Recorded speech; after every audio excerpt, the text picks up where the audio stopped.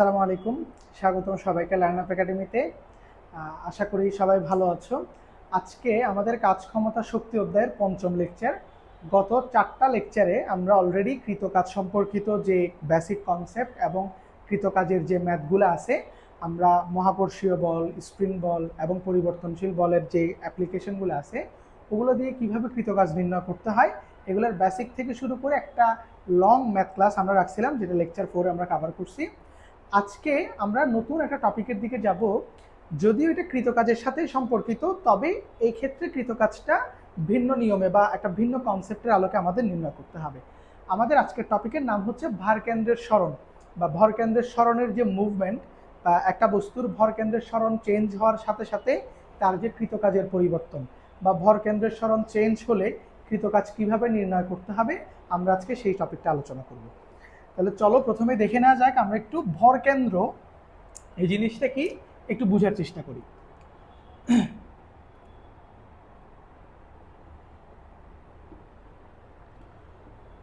ভরকেন্দ্র হচ্ছে একটা বস্তুর নির্দিষ্ট একটা বিন্দু, যে বিন্দুতে ওই বস্তুর সম্পূর্ণ ভরটা ক্রিয়া করে বা সম্পূর্ণ ভরটা পুঞ্জীভূত থাকে। নিশ্চয়ই বুঝি নাই। আচ্ছা, আমি একটু বলি। ধরো বড় একটা লাঠি, হ্যাঁ, বা এটা মার্কার তো হবে না, ধরো বড় একটা লাঠি। আমরা এই বড় লাঠিটাকে যদি ব্যালেন্স অবস্থায় এভাবে রাখতে চাই, তাহলে ওই লাঠির ঠিক মাঝখানের বিন্দুটা, ঠিক আছে কিনা, এটা যদি একটা লম্বা হতো, ঠিক মাঝখানের বিন্দুটাকে যদি আমরা এভাবে রাখি, তাহলে ওই লাঠিটা কি সাম্যাবস্থায় থাকবে না? অর্থাৎ আমি একটু যদি চিত্র দেখাই, ধরো কথার কথা, এটা একটা লাঠি, হ্যাঁ, এই যে এটা একটা লাঠি। এবার এই লাঠিটাকে তুমি মুক্তভাবে একটা প্রান্তের উপর রাখবা, এইভাবে মুক্তভাবে এভাবে কোনো একটা প্রান্তের উপর রাখবা। তার দুই পাশে কোনো কি থাকবে না, আস্তরণ থাকবে না, অর্থাৎ দুই পাশে কোনো সাপোর্ট থাকবে না। তুমি জাস্ট মাঝখানে কোনো একটা বস্তুর উপর এটাকে রেখে এবার ব্যালেন্স করতে চাইতেছো। তাহলে আমরা যদি এই পয়েন্টে, এই যে এই পয়েন্টে এইভাবে একটা কিছুর উপর যদি এই লাঠিটাকে সুন্দর করে রাখি, তাহলে ঠিক মধ্যবিন্দু বরাবর যদি আমরা রাখি, তখন এই লাঠিটা এক্স্যাক্টলি কি সাম্য অবস্থায় থাকবে, অর্থাৎ দুই পাশে ব্যালেন্স হয়ে সে সোজা সমানভাবে থাকবে। কথা বুঝাইতে পারছি কিনা? তো এই যে বিন্দুটা, এখন আমি যদি এই লাঠিটাকে একটু ডানে অথবা একটু বামে সরিয়ে দেই, তাহলে লাঠি কিন্তু আর কি থাকবে না, সাম্যাবস্থায় থাকবে না। হয় সে বাম দিকে পড়ে যাবে অথবা ডান দিকে কাত হয়ে পড়ে যাবে।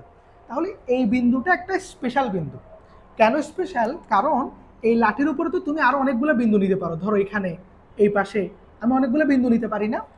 কিন্তু এই বিন্দুগুলোর উপর, মানে এই বিন্দুগুলোর উপর যদি আমি এখানে রাখি, লাঠিটাকে যদি আমি ঠিক একটু সরাই এই পাশে এনে যদি এখানে রাখি, তাহলে লাঠি কিন্তু কি থাকবে, ব্যালেন্স অবস্থায় থাকবে, এটা কাত হয়ে পড়ে যাবে। কথা বুঝাতে পারছি কিনা? তাহলে এই যে বিন্দুটা আছে, এই বিন্দুটা হচ্ছে একটা স্পেশাল বিন্দু, যেই বিন্দুতে ওই লাঠিটা সাম্যাবস্থায় থাকতেছে। কথা বুঝতে পারছি? তো এই বিন্দুটাকে বলা হয় কি, এই লাঠির ভরকেন্দ্র। অর্থাৎ এই লাঠির সম্পূর্ণ ভর আপেক্ষিকভাবে, লাঠির সম্পূর্ণ ভর আপেক্ষিকভাবে এই বিন্দুটাতে কি করতেছে, ক্রিয়া করতেছে, যার কারণে এই লাঠিটা এই বিন্দুতে যখন আমরা রাখতেছি, তখন ও কি ব্যালেন্স অবস্থায় থাকতে পারতেছে। ঠিক আছে? যদি একটা সুষম দণ্ড হয়, এটা যদি একটা সুষম দণ্ড, মানে সব দিকে যদি সেম পরিমাণের আকৃতি থাকে, তাহলে তার প্রত্যেকটা অংশের ভর সব দিকে সমান হবে। ওই অবস্থায় ভরকেন্দ্র মধ্যবিন্দুতে ক্রিয়া করে। নর্মালি সুষম আকৃতির কোনো বস্তুর যদি হয়, সুষম আকৃতি মানে চারপাশ সব দিকে সেম আকৃতি, এমন কোনো বস্তুর ভরকেন্দ্র সবসময় তার মধ্যবিন্দুতে ক্রিয়া করে, এবং ওই মধ্যবিন্দুটাকে আমরা বলি কি ভরকেন্দ্র। যে বিন্দুতে একটা বস্তুর, যে বিন্দুতে তার সম্পূর্ণ ভরটা পুঞ্জীভূত থাকে বা কেন্দ্রীভূত থাকে, বা ওই বিন্দুতে তার সমগ্র ভরটুকুন ক্রিয়া করে, সেই বিন্দুটাকেই বলা হয় মূলত ভর কেন্দ্র। তাহলে এরকম প্রত্যেকটা বস্তুর কি আছে, ভর কেন্দ্র আছে। তাহলে সুষম বস্তু যদি হয়, সুষম আকৃতির, ওই ক্ষেত্রে ভর কেন্দ্রটা মধ্যবিন্দুতে হবে। আদারওয়াইজ ভর কেন্দ্র কিন্তু মধ্যবিন্দুতে হবে না। যেমন এই লাঠিটা যদি এক পাশে মোটা আরেক পাশে চিকন থাকে, ধরো লাঠিটা এরকম টাইপের, ধরো এই পাশ চিকন, এই পাশটা কি এরকম একটু মোটা, হ্যাঁ, এটা এটা যদি একটা লাঠি হয়, ধরো এটা একটা লাঠি, তাহলে এখানে ভর কেন্দ্র তুমি মাঝখানে নিতে পারবে না, কারণ মাঝখানে যদি আমি এখানে রাখি, এই লাঠিটার কি থাকবে না, সুন্দর মতো অবস্থানে থাকবে না। বুঝতে পারছি? তখন ভর কেন্দ্র কি, বেশি ভর যেদিকে, অর্থাৎ এই লাঠির যেটা বেশি অংশের ভর কেন্দ্র ওই বেশি অংশের দিকে কি করবে, শিফট করবে। কথা বুঝাতে পারছি কিনা? তাহলে আমাদেরকে মনে রাখতে হবে, দুঃখিত, কোনো একটা বস্তুর যে বিন্দুতে তার সম্পূর্ণ ভরটুকুন ক্রিয়া করে বা সম্পূর্ণ ভর কেন্দ্রীভূত থাকে, ওই বিন্দুটাকে বলা হয় ওই বস্তুর কি কেন্দ্র, ভর কেন্দ্র। তাহলে আমরা সংজ্ঞাটা একটু লিখে ফেলতে পারি। আশা করি ভর কেন্দ্রের বেসিক একটু আইডিয়া তো হয়েছে, মানে ভর কেন্দ্র জিনিসটা কি, এটা একটা বিন্দু যে বিন্দুতে একটা বস্তুর সম্পূর্ণ ভর কি করে, ক্রিয়া করে। তাহলে ভর কেন্দ্রের সংজ্ঞাটা একটু লিখে ফেলো। কোনো বস্তুর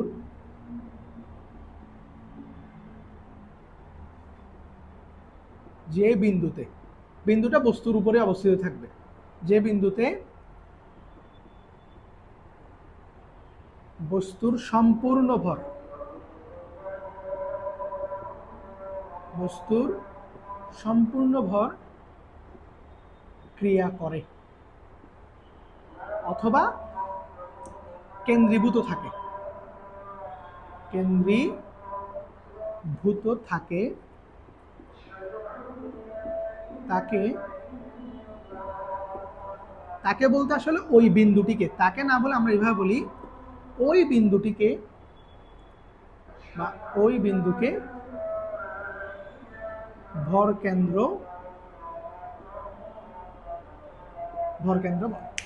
তাহলে কোনো বস্তুর যে বিন্দুর মধ্যে বস্তুর সম্পূর্ণ ভরটা কি করে, ক্রিয়া করে বা কেন্দ্রীভূত থাকে, ওই বিন্দুটাকে বলা হয় মূলত কি, ভর কেন্দ্র। এবং সুষম আকৃতির ভর কেন্দ্র, সুষম আকৃতির যে বস্তুগুলো হয়, একটা সুষম দণ্ড বা একটা আয়তাকার বস্তু, এগুলোর ভর কেন্দ্র নর্মালি মধ্যবিন্দুতে ক্রিয়া করে, যদি শেপটা চারদিক থেকে সেম সেম থাকে। কথা বুঝছো কিনা? শেপ যদি বিকৃত না হয়, একদিকে বেশি ভর একদিকে কম ভর এরকম যদি না হয়, সুষম আকৃতির হয়, তাহলে মধ্যবিন্দুতে কি করবে, ভর কেন্দ্রটা কাজ করবে। তাহলে ভর কেন্দ্র কাকে বলে বা ভর কেন্দ্রের আইডিয়াটা কেমন, ভর কেন্দ্রের কনসেপ্টটা কি, একটু আইডিয়া তো আমরা নিশ্চয়ই পাইছি। এখন আমরা যেটা দেখব সেটা হচ্ছে ভর কেন্দ্র দ্বারা কৃত কাজ, ভর কেন্দ্রের সরণ, ভর কেন্দ্রের সরণ, এটার মাধ্যমে যে কৃত কাজটা হয়। ভর কেন্দ্রের সরণ জিনিসটা আমি তোমার একটু বলি। তুমি আগের 4টা লেকচারে কাজের এই ফর্মুলাটা ইউজ করছো, এফএস, অথবা এটাকে আমরা এমজি এইচ লিখছিলাম। যদি আমরা উচ্চতার ক্ষেত্রে কাউন্ট করি তখন এমজি এইচ বসে, হ্যাঁ, সরণটা তখন কি লম্ব দূরত্ব হয়ে যায়, তখন এইচ বসে। কিন্তু ভর কেন্দ্রের সরণের বেলায়, ভর কেন্দ্রের যখন সরণ হবে, আচ্ছা তোমাকে আরেকটা উদাহরণ দিই। ধরো এই হাইটটা 50 মিটার, এই হাইটটা কত, 50 মিটার। তুমি এইখান থেকে একটা বস্তুকে এই 50 মিটার উপর উঠাইছো, এখানে 5 কেজি ভরের বস্তু, মনে করো এটা 5 কেজি, এই 5 কেজি ভরের বস্তুকে তুমি 50 মিটার উপরে এইখানে নিয়ে আসছো। তো এটা যদি বলে তোমাকে কাজ বের করতে দিত, তুমি কেমনে বের করতে? তুমি বের করতে, স্যার এম এর মান দিছে 5, জি হচ্ছে 9.8, আর এইচ হবে হচ্ছে কত, 50, এইচ হবে কত, 50, এভাবে বের করতে, তাই না? এবং তোমার এই কনসেপ্টটা কারেক্ট ছিল, কারণ ভর ঠিক আছে 5 কেজি, জি তো অবশ্যই উপরে কাজ করতেছে 9.8, ঠিক আছে, এইচ কত, আমি এই বস্তুকে এইখান থেকে এইখানে নিয়ে আসছি, তাহলে মধ্যবর্তী পুরো দূরত্বটুকু, পুরো উচ্চতাটুকু আমি নিয়ে গেছি না তাকে, তাহলে এই বস্তুর সরণ অবশ্যই কত, 50 মিটার। এবং এখানে কোণের মান তো 0 ডিগ্রি, কস থিটা বা কস 0, যার কারণে এখানে কত হয়েছে, ভ্যালু 1, আমরা থিটাটা এই জন্য লিখিনি। তাহলে যদি আমরা সোজাভাবে বস্তুটাকে এভাবে উঠাই ফেলি, তখন আমরা এখানে কি বসাইতাম, এইচ এর মানটা 50 বসাইতাম। কিন্তু এখন আমরা যে টপিক নিয়ে আলোচনা করব বা যে ক্ষেত্রগুলো দেখব কৃতকাজ বের করার, আমরা বিভিন্ন কনসেপ্ট দেখব, ওইখানে এইচ এর মান যেটা দেওয়া থাকবে তুমি সম্পূর্ণটা বসাইতে পারবে না, কারণ এই ক্ষেত্রে সরণটা হবে ভর কেন্দ্রের সরণ, যেটা তোমাকে ক্যালকুলেট করে বসাইতে হবে। ডাইরেক্ট যেটা উচ্চতা দেওয়া থাকবে ওইটাকেই তুমি এইচ হিসেবে কাউন্ট করতে পারবা না, এখানে এইচ এর জায়গায় এরকম ডাইরেক্ট উচ্চতা বসানো যাবে না। এখন কোন কোন ক্ষেত্রে করবা, এটা আমরা যখন ম্যাথগুলো করবো তখন তোমার কনসেপ্টটা আশা করি ক্লিয়ার হয়ে যাবে। আচ্ছা, তোমাকে আমরা প্রথম যেটা ফেস করব, প্রথম যে ম্যাথটা আমরা মোটামুটি দেখি সব জায়গায়, এটা একটু দেখি। প্রথমটা হচ্ছে, এটা হচ্ছে টাইপ 1, টাইপ 1 এর ইয়া হচ্ছে একটা সুষম দণ্ড, সুষম দণ্ড বা লাঠি, সুষম দণ্ড বা লাঠিকে আনুভূমিক অবস্থান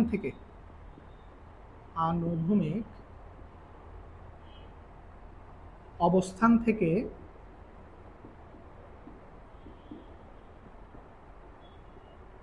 উলম্ব অবস্থানে নিতে কৃতকাজ। মানে এটা আনুভূমিকভাবে ছিল, তুমি লাঠিটাকে কি করছো, উলম্ব অবস্থানে নিয়ে যাচ্ছ। তাহলে উলম্ব অবস্থানে নিতে কৃতকাজ। আসো এটা কিভাবে করতে হবে আমরা একটু দেখি, একটু চিত্রটা দেখি, ভালো করে বুঝবা। এখানে টপিকগুলো তুমি বুঝতে খুব ইজি। এটা তুমি জাস্ট যখন এগুলো একটু মানে প্রত্যেকটা টাইপ ধরে ধরে করবা এবং টাইপ ধরে ধরে বোঝার চেষ্টা করবা, তাহলে তোমার কনসেপ্ট এখানে কি থাকবে না, গ্যাপ থাকবে না আশা করি। আচ্ছা ধরো এটা একটা সুষম লাঠি, এই যে এটা ভূমির উপর আছে, এটা মনে করো এবি, এটা হচ্ছে কি এবি একটা লাঠি, এটা দৈর্ঘ্য হচ্ছে এইচ পরিমাণ, এটা দৈর্ঘ্য হলো কত, এইচ সমপরিমাণ দৈর্ঘ্যের এবি হচ্ছে একটা সুষম দণ্ড অথবা সুষম লাঠি, সব দিকে তার আকৃতিটা সেম। এবার এটা তো আনুভূমিকভাবে যে শোয়ানো অবস্থায় আছে, ভূমির উপর এভাবে আছে, ঠিক আছে। এখন এই লাঠিটাকে তুমি এখান থেকে জাস্ট এভাবে কি করবা, উলম্ব অবস্থায় নিয়ে আসবা। ও আনুভূমিকভাবে ছিল, তুমি তাকে টেনে উলম্ব অবস্থানে নিয়ে আসবা। তাহলে ওকে যদি আমি উলম্ব অবস্থানে নিয়ে আসি, তাহলে ওর চেহারাটা দেখতে কীরকম হবে, এই যে এমন হয়ে যাবে না, ভালো করে বুঝিও তো, এই যে এমন হয়ে যাবে। এখন এটা হচ্ছে এ, এটা হচ্ছে বি, আর এই উচ্চতাটা এখন হয়ে গেছে কত, এইচ। বলো এই জিনিসটা বুঝছি। এখানে কিন্তু দুইটা লাঠি না, আমি এই লাঠিটাকেই, যে আনুভূমিক লাঠি ছিল ওই লাঠিটাকে কি করছি, এখান থেকে উঠিয়ে, এই যে এভাবে উঠিয়ে কি করছি, এটাকে উলম্ব অবস্থানে নিয়ে আসছি। কথা বুঝাতে পারছি, এই যে উলম্ব অবস্থানে চলে আসছে। তো লাঠিটা যে এইখান থেকে আমি উলম্ব অবস্থানে নিয়ে আসছি, এখানে তো লাঠির একটা স্মরণ হয়েছে, তো স্মরণ যেহেতু হয়েছে অবশ্যই কি থাকবে, একটা কৃতকাজের মান থাকবে। তো আমাকে ওই কৃতকাজটাই বের করতে বলছে। এখন আমরা যে সূত্রটা পড়ি, W equal to M G H. এখন এখানে যদি তুমি মান বসায় দাও, এম লাঠির ভর মনে করো এম জি, আর এই যে এইচ এর জায়গায় যদি এই হাইটটা বসে, তুমি যদি এই হাইটটা এখানে বসো, আমি যদি এটা এইচ ধরে নিছি, এটা মনে করো 5 মিটার, ধরো লাঠির দৈর্ঘ্য 5 মিটার দিছে, ধরো এইচ ইকুয়াল টু 5, তাহলে তুমি বলবা স্যার এখানে এইচ ইকুয়াল টু কত হবে, 5 হবে, কারণ আমি এই বস্তুকে যখন এখান থেকে এখানে আনছি, তাহলে স্মরণ কত হয়েছে, স্মরণও কি এখানে 5 হয়েছে। তাহলে যদি তুমি 5 বসায় করো, এটা ভুল কনসেপ্ট, কারণ এখানে স্মরণের মান কি না 5 9 বা 5 মিটারটা কি হবে না, স্মরণ হবে না। এখন তুমি বলতে পারো স্যার এই যে আদি অবস্থান থেকে আপনি এটা এইখানে উঠাইছেন, তাহলে এটা 5 মিটার কি ছিল, এই যে হেলানো অবস্থায় ছিল বা শোয়ানো অবস্থায় ছিল, আনুভূমিক ছিল, আনুভূমিক থেকে আমি এটাকে সোজা করছি, তো সোজা করলে এখানে কি হবে, এইচ সমপরিমাণ আমি উচ্চতায় উঠাইছি না এটাকে, এই যে এখান থেকে এইচ সমপরিমাণ উচ্চতায়, তুমি কি পুরা লাঠিটাকে এইচ উচ্চতায় উঠাইছো। এখানে এইচ এর মানটা 5 কখন হবে জানো, যদি এরকম হইতো, ধরো এটা লাঠি, এটা এভাবে আছে, এবার সেম লাঠিকে তুমি এইভাবে উপর দিকে উঠাইছো, সেম এইভাবে, এই যে এইভাবে উঠাইছো, এই যে, তাহলে এই উচ্চতাটা যদি মনে করো এখন 5 হয়, তখন তুমি এইচ এর জায়গায় কত বসাইতে পারবা, 5 বসাইতে পারবা। অর্থাৎ লাঠি এরকম ছিল, তুমি লাঠিটাকে ঠিক এভাবে করে কি করছো, উপরে উঠাই ফেলছো।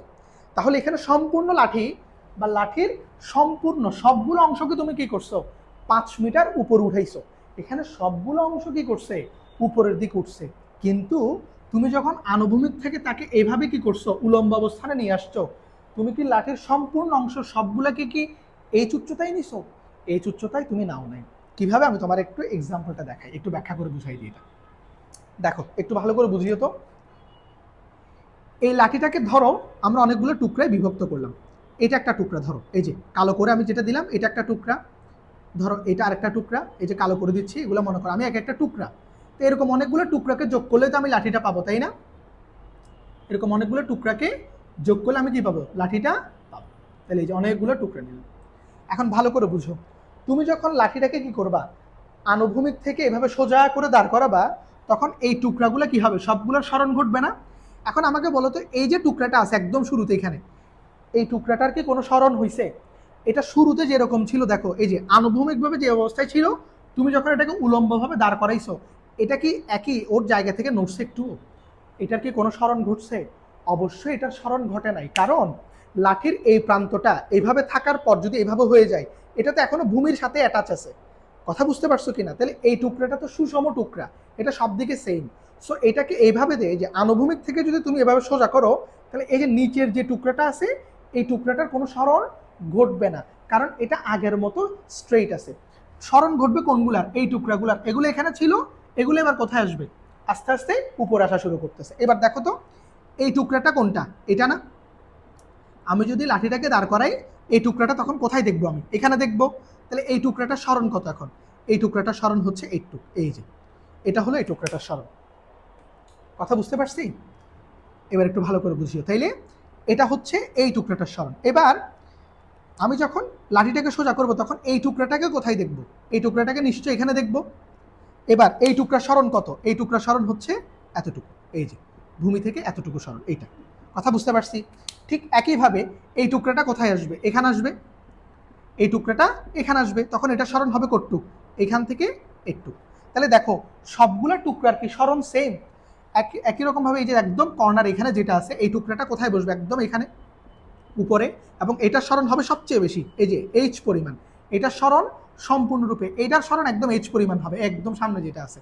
তাহলে এখানে সম্পূর্ণ লাঠির সরণ যদি আমি 5 বসাই দেই, এটা তো লজিক্যাল হচ্ছে না, কারণ সবগুলা লাঠির সব অংশের সরণ কিন্তু এখানে কি না 5 কাউন্ট হচ্ছে না। এটাতেই হচ্ছে আমাদের ভুলটা হয়। এজন্য আমাদেরকে কি করতে হবে? গড় সরণ ব্যবহার করতে হবে। কি ব্যবহার করতে হবে? গড় সরণ। কথা বুঝাইতে পারছি কিনা? অর্থাৎ আমরা যখন কোনো বস্তুকে এভাবে নর্মালি কি করব, এই ধরনের কেসগুলাতে, বিশেষ করে আমরা একটু পরেই ইট সংক্রান্ত কিছু সমস্যা দেখবো, যে এটাই বেশি আসে সবচেয়ে। তবু আমরা এটা বেসিক পড়ানোর জন্য এটা পড়ে যাচ্ছি। এটা সিলিন্ডার, বাট ইটের কনসেপ্টগুলো বেশি আছে। মানে ইটকে তুমি আনুভূমিক থেকে সোজা করে দাঁড় করাইছো, ইটের স্তূপ তৈরি করতেছো, এগুলাতে। তো এই সমস্ত কেসে ভর কেন্দ্রের সরণটা হচ্ছে গ্রহণযোগ্য, কারণ এই সমস্ত বিষয়ে সম্পূর্ণ বস্তুকে আমরা কি করি না, মানে সম্পূর্ণ বস্তুর সরণটা কি হয় না, একই রকম হয় না। সম্পূর্ণ বস্তুর সরণ কি হবে না, একই রকম হবে না। এবং এক একটা টুকরার সরণ কি রকম হবে, এক এক রকম বা ভিন্ন ভিন্ন রকমের হবে। কথা বুঝাইতে পারছি কিনা? এই জন্য আমরা সম্পূর্ণ সরণ এখানে ব্যবহার করতে পারবো না। বুঝাইতে পারছি বিষয়টা? কেসটা বুঝছো? মানে ঘটনাটা কিভাবে ঘটতেছে? এই লাঠিটাকে যদি আমি আনুভূমিক থেকে সোজা উলম্ব অবস্থায় দাঁড় করাই, তাহলে এই লাঠিটার সম্পূর্ণ সরণ বা পুরোটার সরণ টোটাল উচ্চতার সমান হবে না। কথা বুঝাইতে পারছি কিনা? তো এই জন্য আমরা কি করি?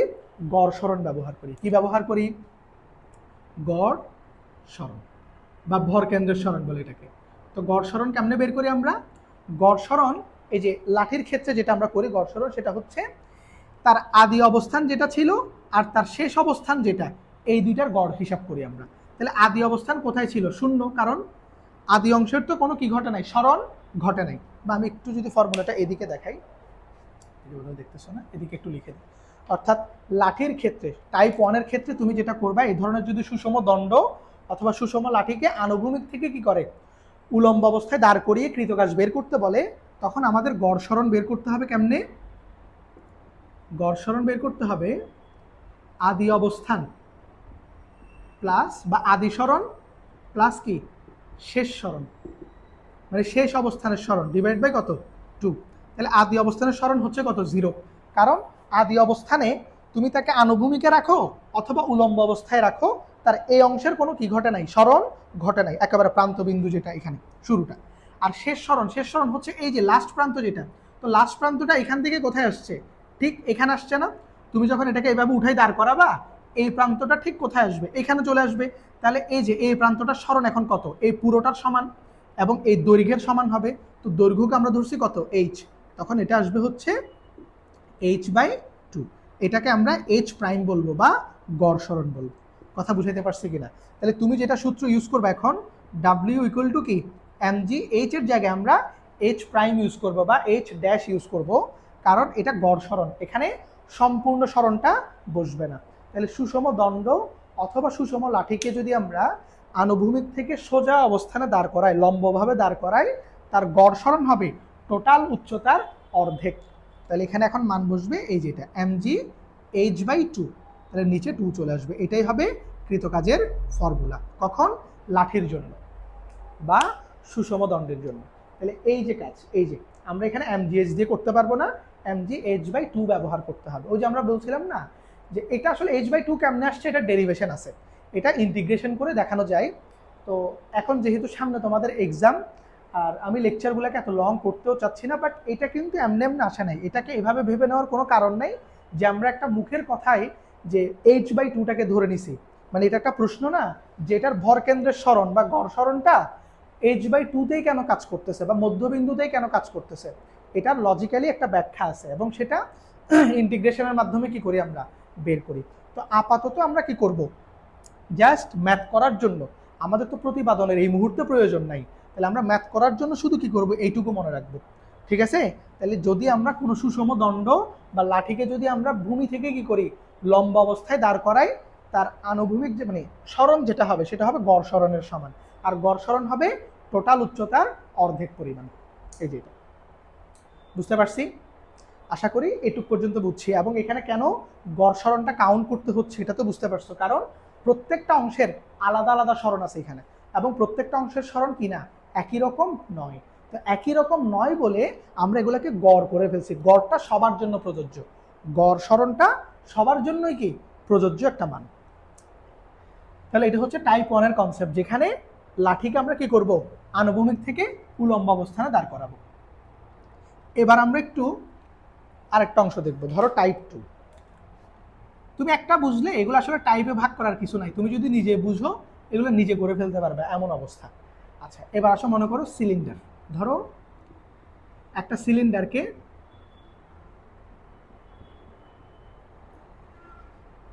আনুভূমিক হতে, মানে সিলিন্ডারটা আনুভূমিক অবস্থায় আছে,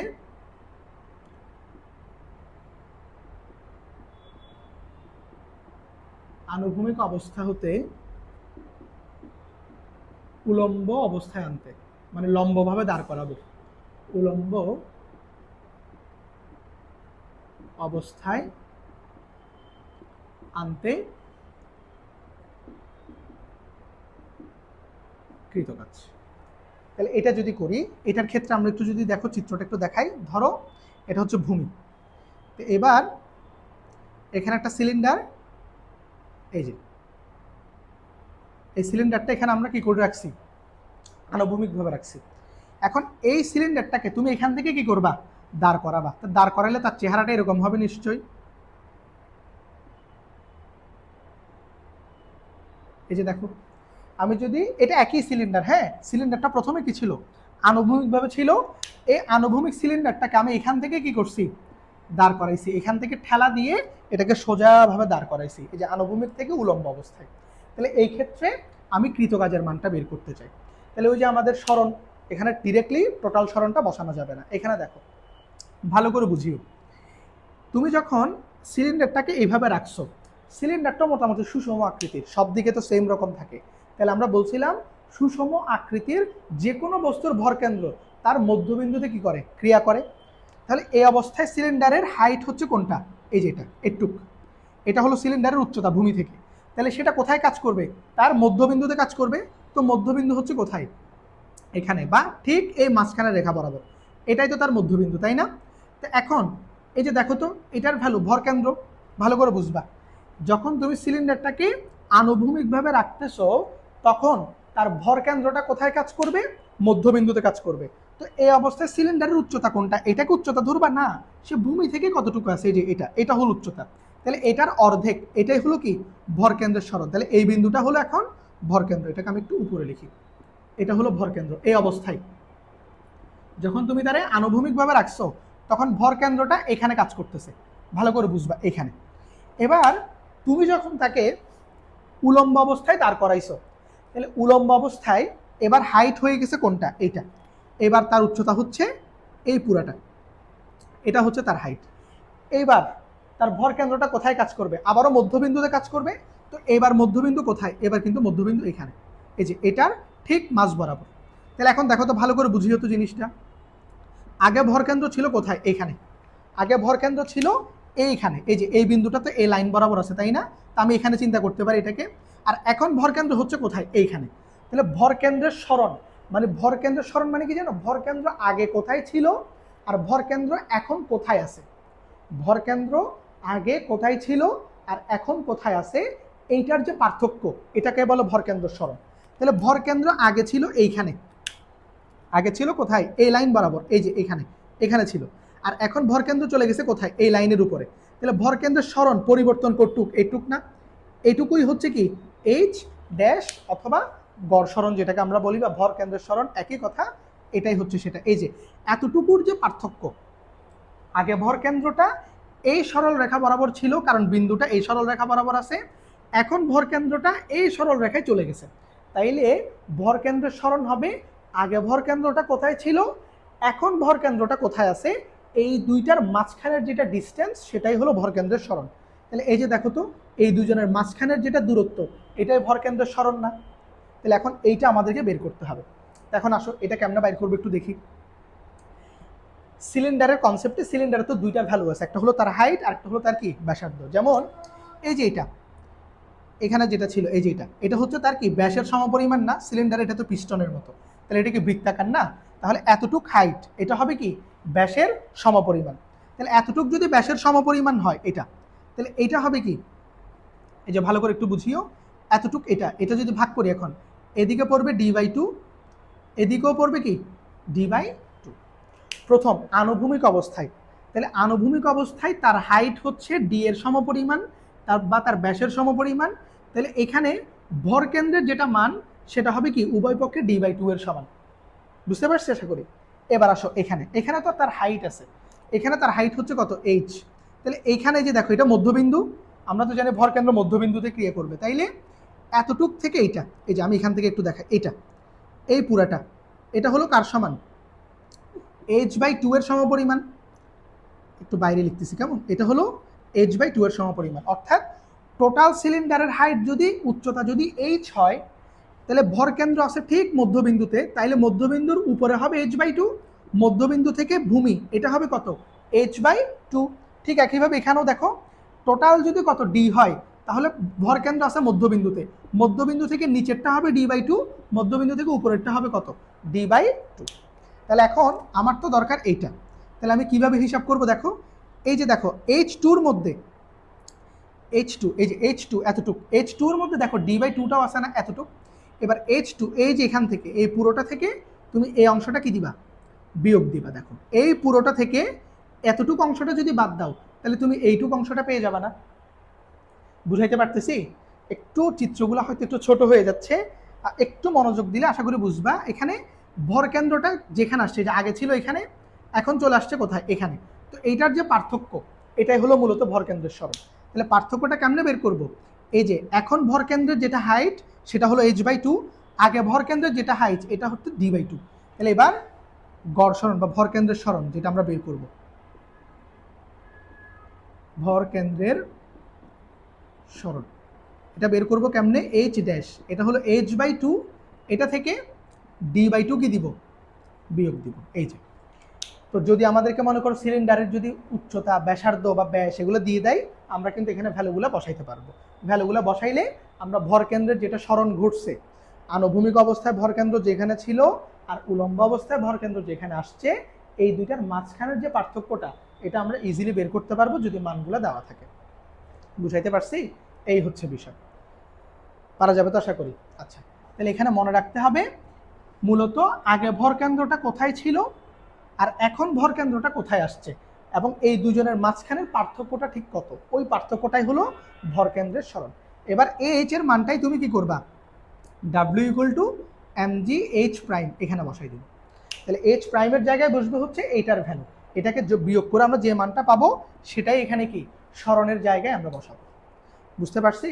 তাহলে সিলিন্ডারকে যদি তুমি কি করো, আনুভূমিক অবস্থা থেকে উলম্ব অবস্থায় দাঁড় করাও, তোমার গড় সরণ বা ভরকেন্দ্রের সরণ হবে কি h/2 - d/2 সমপরিমাণ। d/2 মানে এটা ব্যাসার্ধ, d তো ব্যাস তাই না, d হচ্ছে ব্যাস, তাহলে d/2 কার সমান হবে, ব্যাসার্ধের সমান হবে। তুমি চাইলে এটাকে ব্যাসার্ধও লিখতে পারবা, কোনো অসুবিধা নেই। তাহলে আশা করি বুঝতে পারছি এটা কৃতকাজ কীভাবে বের করতে হয়। এটা হচ্ছে আরেকটা বিষয় আমি বলি, এখনো তো মাত্র থিওরি পড়তেছো, যদি একটা একটা ম্যাথ করা যায় তাহলে এটা আরো ভালো বুঝবো। তো আমি আগে একটু জাস্ট বেসিকটা তোমাকে পড়াই দিচ্ছি, আমরা বেসিক পড়া শেষ হলেই ম্যাথমেটিক্যাল পার্টে ঢুকবো, অর্থাৎ এটার উপর যে ম্যাথগুলো আসছে আমরা ওই ম্যাথগুলো সলভ করার ট্রাই করবো। বলো এটুক পর্যন্ত বুঝছি ভালো করে? তাহলে এটা ছিল কি টাইপ 2, যেখানে একটা সিলিন্ডারকে আমরা আনুভূমিক থেকে কি করছি, উলম্ব অবস্থায় নিয়ে আসছি। এবার ধরো টাইপ 3, একই রকম টাইপ 3 ইটেরটা, ইট দিয়ে যদি হিসাব করে আমরা, ইট এটা বেশি আসে একটু।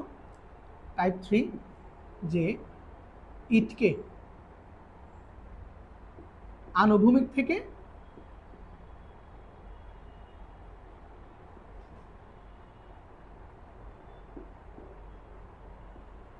উলম্ব অবস্থায় আনতে কৃতকাজ।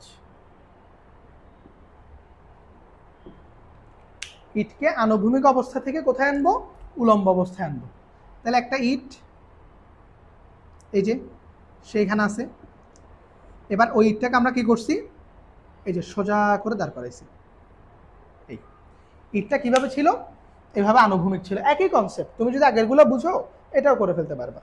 এবার আমাকে বলো, আমরা ধরলাম এই যে ইটের যেটা লেন্থ, এটা মনে করো কি বলবা এটাকে, ধরো ডি, ধরো কথার কথা এটা ডি, আর এটার যেটা লেন্থ এটা হচ্ছে মনে করো এল, ওই যে দৈর্ঘ্য প্রস্থ আর কি। এইভাবে এটা দৈর্ঘ্য না, এটা হলো দৈর্ঘ্য, আর এটা হলো কি প্রস্থ। এই যে এটা ছোটটা হলো প্রস্থ, বড়টা হলো কি দৈর্ঘ্য। তো তুমি যখন এভাবে কি রাখবা, আনুভূমিকভাবে রাখবা, তার উচ্চতাটা হবে প্রস্থের সমপরিমাণ। আর যখন তুমি তাকে দাঁড় করাই দিবা, তখন উচ্চতাটা হয়ে যাবে কার সমান, দৈর্ঘ্যের সমান। তো এই অবস্থায় তার ভরকেন্দ্র কোথায় থাকবে, ঠিক মাঝখানে। আমরা পড়ছি একটু আগে, ভরকেন্দ্র মাঝখানে। তাহলে টোটাল উচ্চতা যদি ডি হয়, সিলিন্ডারও দেখছো এই কেসটা, তাহলে এতটুকু হবে d/2, উপরেরটাও হবে কি d/2। এবার ওই একই ইটটাকে তুমি যখন দাঁড় করাবে এইভাবে, তখন তার ভরকেন্দ্রটা এখানে মাঝখানে চলে আসবে। সুষম আকৃতির সব কিছুর ভরকেন্দ্র সবসময় কোথায় থাকে, মধ্যবিন্দুতে থাকে। তাহলে এখানে এতটুক উপরের এটা হবে l/2, আর নিচের এইটুক এটা হবে কি l/2। বলো বুঝতে পারছো? অর্থাৎ এই যে এটা হলো এখন কি ভরকেন্দ্রের সরণ। তাহলে ভরকেন্দ্রের চেঞ্জ কতটুক হয়েছে দেখো, এখন ভরকেন্দ্রটা হচ্ছে এই জায়গায়, আর আগে ভরকেন্দ্রটা এই জায়গায় ছিল। তাহলে ভরকেন্দ্রের পরিবর্তন কোনটা, এটা না? এই যে দেখো ভরকেন্দ্রের পরিবর্তন, এই যে মাঝখানের টুকু না, আগে ভরকেন্দ্রটা এই রেখা বরাবর ছিল, এই যে এখানে, এটার মাঝখানে মধ্যবিন্দু এই রেখা বরাবর, আর এখন এখানে চলে আসছে। তাহলে ভরকেন্দ্র চেঞ্জ কতটুক হয়েছে, এখান থেকে এখানে না? তাহলে এই পার্থক্যটা বের করবো। তো এই পার্থক্যটা কেমনে বের করবো, এতটুক এটা হলো l/2, এই যে এখান থেকে এটুক, এটা এটা হলো l/2, আর এটা হলো কি d/2। তাহলে l/2 থেকে এই d/2টা কি যাবে, মাইনাস যাবে না? এতটুকু এটাতে l/2, এই পুরাটা হচ্ছে l/2, আর এতটুকু এটা কি d/2, এই যে নিচেরটা নিচেরটা। তা আমার দরকার এইটা, তাহলে আমি এটা থেকে এটা কি দিব, মাইনাস করে দিব। তাহলে এখন লিখব ভর কেন্দ্রের সরণ, ভর কেন্দ্রের সরণ w না, h prime, h prime equal to হবে কি l/2 মাইনাস কি d/, বলো বুঝতে পারছো? আর কৃতকাজ হবে তখন কত, mgh ড্যাশ, এটা। তখন h প্রাইমটা আগে বের করে দেন তুমি কি করবা, এখানে বসাই দিবা। আচ্ছা আরেকটা বিষয় তোমাকে বলি, তুমি এগুলাকে ফর্মুলার মতো করে মুখস্থ করে বসে থাকবা না। আবার আমি তোমাকে এগুলো এল এবং ডি দিয়ে পড়াচ্ছি, এটা আমি এল এবং ডি কনসিডার করছি এই জন্য। তুমি যদি এগুলাকে এল না ধরে অন্য কোনো অ্যালফাবেট দিয়ে প্রকাশ করো, তখন কি এখানে আর এল বসবে, বসবে না। সো তুমি মুখস্থ করতে যাবা না, তুমি এভাবে মনে রাখবা না যে একটা ইটকে আমি যদি আনুভূমিক থেকে উলম্বভাবে নিয়ে আসি, সূত্র হবে গড় সরণের l/2 মাইনাস d/2। তাহলে তুমি কিচ্ছু পারবাও না, কিছু বুঝো না এটা, যদি এভাবে মুখস্থ করার প্ল্যান তোমার থাকে। কারণ তুমি জিনিসটা বুঝবা, এই যে মনে করো একটা ইট, তুমি এটাকে এভাবে একে করার চেষ্টা করবা প্রয়োজনে প্রথমে, ঠিক আছে কিনা? এখানে এভাবে অ্যালফাবেটিক্যালি এগুলো মুখস্থ করার ট্রাই করবা না, এগুলো মুখস্থ করার বিষয়ও না আসলে। কথা বুঝতে পারছি কিনা? তো নর্মালি চিন্তা করবা এটার সিলিন্ডারেরটা একদম সেম, এইটা আর সিলিন্ডারেরটা কি একদম সেম। তাহলে কি যখন সে আনুভূমিক অবস্থায় থাকতেছে তখন তার সরণটা কোথায় কাজ করবে, ভরকেন্দ্রটা। আর যখন সে উলম্ব অবস্থায় আসতেছে, লম্বভাবে দাঁড় করাইছো, তখন তার ভরকেন্দ্রটা কোথায়? তো অবশ্যই মধ্যবিন্দুতে থাকবে এগুলো, যেহেতু এগুলো সুষম আকৃতির বস্তু। তো এবার ওই বিন্দু থেকে বা আগের ভরকেন্দ্রের সরণ থেকে এখনের যে ভরকেন্দ্রের সরণ, এটার পার্থক্য কত, এটা বের করলেই হয়ে গেছে। তো এটা বের করার জন্য তুমি যদি বুঝো, তুমি যদি বুঝে এটা করো, তাহলে কি তোমার এটা মুখস্থ করার দরকার আছে? তুমি এটা মুখস্থ কেন করবে, মুখস্থ করবে না। মুখস্থ করলে এগুলো মনে থাকবে না, কিচ্ছু মনে থাকবে না। কথা বুঝাইছো কিনা, বুঝতে পারছো কিনা? তাহলে এখানে মনে রাখবা কিভাবে করতে হবে, তুমি জিনিসটা বুঝে করবা। আমি তো এখানে চিত্র আঁকাইছি, তুমিও করার সময় কি করবা, চিত্র আঁকায় করবে, আদারওয়াইজ এটা তোমার মনে থাকবে না। তাহলে আমরা টাইপ 3 তিনটা দেখলাম মোটামুটি। তাহলে এগুলাতে ভর কেন্দ্র কিভাবে সরণ চেঞ্জ করতেছে বা ভর কেন্দ্রের পরিবর্তন কেমনে হচ্ছে, মোটামুটি এইগুলো আমরা দেখলাম। এখন যেটা দেখবো এটা সিকিউর জন্য সবচেয়ে বেশি ইম্পর্টেন্ট, মানে এই তিনটা তোমাকে আমি মনে করতে পারো এটা ট্রেলারের মতো, বা তুমি ছোট ছোট ভেঙে ভেঙে এক একটা পার্ট দেখছো। বাট এখন যেটা করবা, ইটের স্তূপ তৈরি করা বা একটার উপর একটা ব্লক রেখে একটা স্তূপ তৈরি করা, এক্ষেত্রে কাজ কত, এটা থেকে সবচেয়ে বেশি প্রশ্ন আসে। সবচেয়ে বেশি না, মানে যদি প্রশ্ন হয় সিকিউতে ওই টপিক থেকে আসে, যদি এই রিলেটেড প্রশ্ন হয় আর কি। তবে এটা সিকিউর জন্য কম ইম্পর্টেন্ট টপিক। অর্থাৎ এই ক্ষেত্রে যে কৃতকাজগুলো আমরা বের করবো এখন, অর্থাৎ ইট বা হচ্ছে সিলিন্ডার সরানোর মাধ্যমে, এগুলা একাডেমিক প্রশ্নে খুব কম আসে। এগুলো আবার অ্যাডমিশনের জন্য খুব ইম্পর্টেন্ট, কারণ অ্যাডমিশনের ধরো এখান থেকে প্রশ্ন অনেকভাবে তোমাকে ঘুরাই দেওয়া যাবে, মানে তোমাকে কনফিউজ করার মতো অনেকগুলো ওয়ে এখানে আছে। তো একাডেমিকে কিন্তু এই টাইপ থেকে প্রশ্ন করে না। একাডেমিকের জন্য সিলেক্টেড কিছু টাইপ আছে, যেমন হচ্ছে কুয়ার ম্যাথগুলা, যান্ত্রিক শক্তির ম্যাথ, তারপরে আমরা যেগুলো করছি স্প্রিং বল দ্বারা ম্যাথ, আনত তলের ম্যাথ, ওগুলো হচ্ছে একাডেমিকের জন্য ইম্পর্টেন্ট। বাট এই লেকচার আমরা যা কিছু পড়বো এটা মেইনলি একাডেমিকে তোমাকে খুব বেশি হেল্প করবে না, এটা অ্যাডমিশনে হেল্প করবে। বুঝতে পারছো কিনা? আচ্ছা, এবার লেখো। এটা একটা মূল কনসেপ্ট। এটা হচ্ছে, এই কনসেপ্টটা হলো, এটাকে কিভাবে লিখবো, ধরো একটির উপর একটি ইট বসিয়ে, একটির উপর আরেকটি ইট অথবা ব্লক, ইট অথবা কি ব্লক স্থাপন করে স্তূপ তৈরি করা,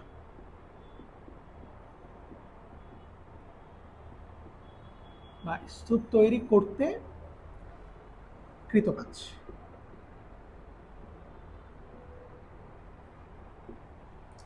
এটা আমরা দেখব। অর্থাৎ মনে করো অনেকগুলা ব্লক রাখা আছে বা অনেকগুলা ইট রাখা আছে, তুমি একটা ইটের উপর আরেকটা ইট, তার উপর আরেকটা ইট, তার উপর আরেকটা ইট, এভাবে যদি দাও, তাহলে এটা একটা কি তৈরি হবে, স্তম্ভ তৈরি হবে না, বা একটা স্তূপ তৈরি হবে না। তো এভাবে যদি একটার উপর একটা ইট দিয়ে দিয়ে দিয়ে দিয়ে আমরা একটা স্তম্ভ তৈরি করি, ওই স্তম্ভটা তৈরি করতে আমাদের কাজ কতটুকু করতে হবে, ওইটাই আমরা এখানে ক্যালকুলেশন করব। চলো তাহলে বিষয়টাকে একটু ভিজুয়ালাইজেশন করি, একটু দেখার চেষ্টা করি বিষয়টা কেমন। ধরো একটু এপাশ থেকে আঁকি, এখানে একটা ইট আছে, এখানে একটা ইট আছে, এখানে একটা ইট আছে, ওগুলো মনে করো একই হাইটের, হাইট সবগুলো সেম, একই হাইট। হ্যাঁ, হাইট নিচু হয়ে গেছে, এগুলা একই হাইট, সবগুলোর সাইজ একই। এরকম ইট আছে, এটা এ বি সি, এটা এ, এটা বি, এটা কি সি, এবং প্রতিটা হাইটের দৈর্ঘ্য, মানে ইটের যেটা দৈর্ঘ্য এটা হচ্ছে ডি পরিমাণ। ধরো মানে ইটের যেটা হচ্ছে, ধরো এখানে প্রস্থ আর কি, হ্যাঁ, তুমি যদি আনুভূমিকভাবে রাখো তাহলে প্রস্থটাই তো উচ্চতার মতো করে হিসাব করবো, তাই না? তাহলে প্রস্থগুলো হচ্ছে কার সমান, ডি এর সমান।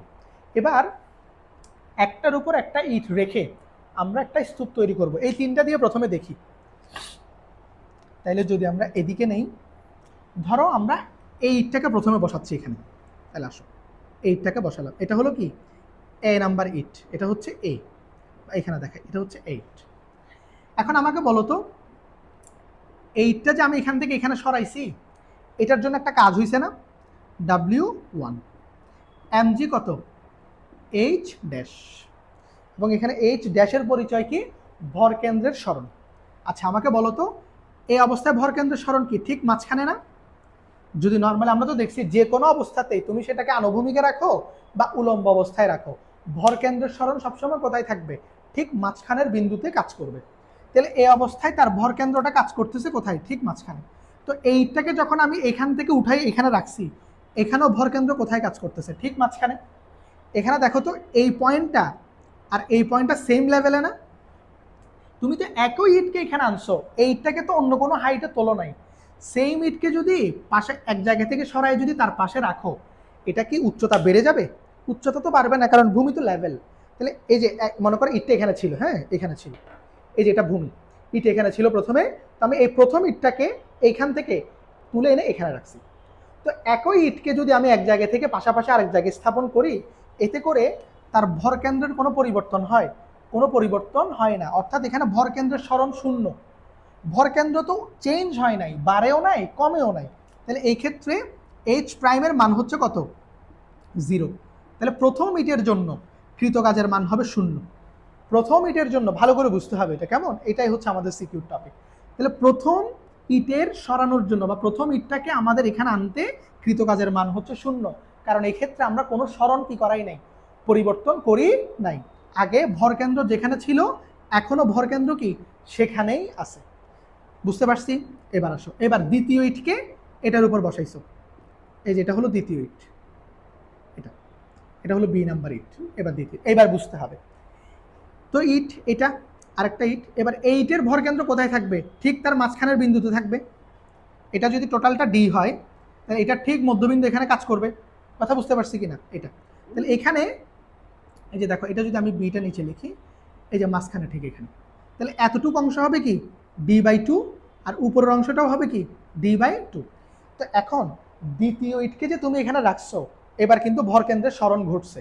কিভাবে দেখো, এই ইটের ভরকেন্দ্র ছিল আগে এখানে, যখন তুমি ভূমিতে রাখছিলা তখন তার এখানে ছিল এই যে মাঝখানের বিন্দু এইটা। তাহলে এখন ভরকেন্দ্র হয়ে গেছে কোথায়? এই জায়গায় না? এই যে দেখো ভালো করে বুঝি, এখন ভরকেন্দ্র হয়ে গেছে কোথায়? আমি যদি লাইনটাকে এখান থেকে এখানে লম্বা করে দিই একেবারে, যাও, এই যে ভরকেন্দ্র এই বিন্দুতে কাজ করতেছে। তো এই বিন্দুতে মানে তো এই সরল রেখা বরাবর কাজ করা, একই কথা না? তাহলে আগে ছিল কোথায়? এখানে, এখন হয়ে গেছে কোথায়? এখানে। তাহলে দেখো এই যে এটুক অংশ, এই যে ভালো করে বুঝিও, এতটুক অংশ এটা তুমি কি করছো? ভরকেন্দ্রের সরণ ঘটাইছো না? ভরকেন্দ্রটা একটু উপরে চলে গেছে কিনা? দ্বিতীয় ইটের বেলায় দ্বিতীয় ইটের ভরকেন্দ্র যখন ভূমিতে ছিল তখন ছিল এইখানে, কিন্তু এখন ভরকেন্দ্রটা কোথায়?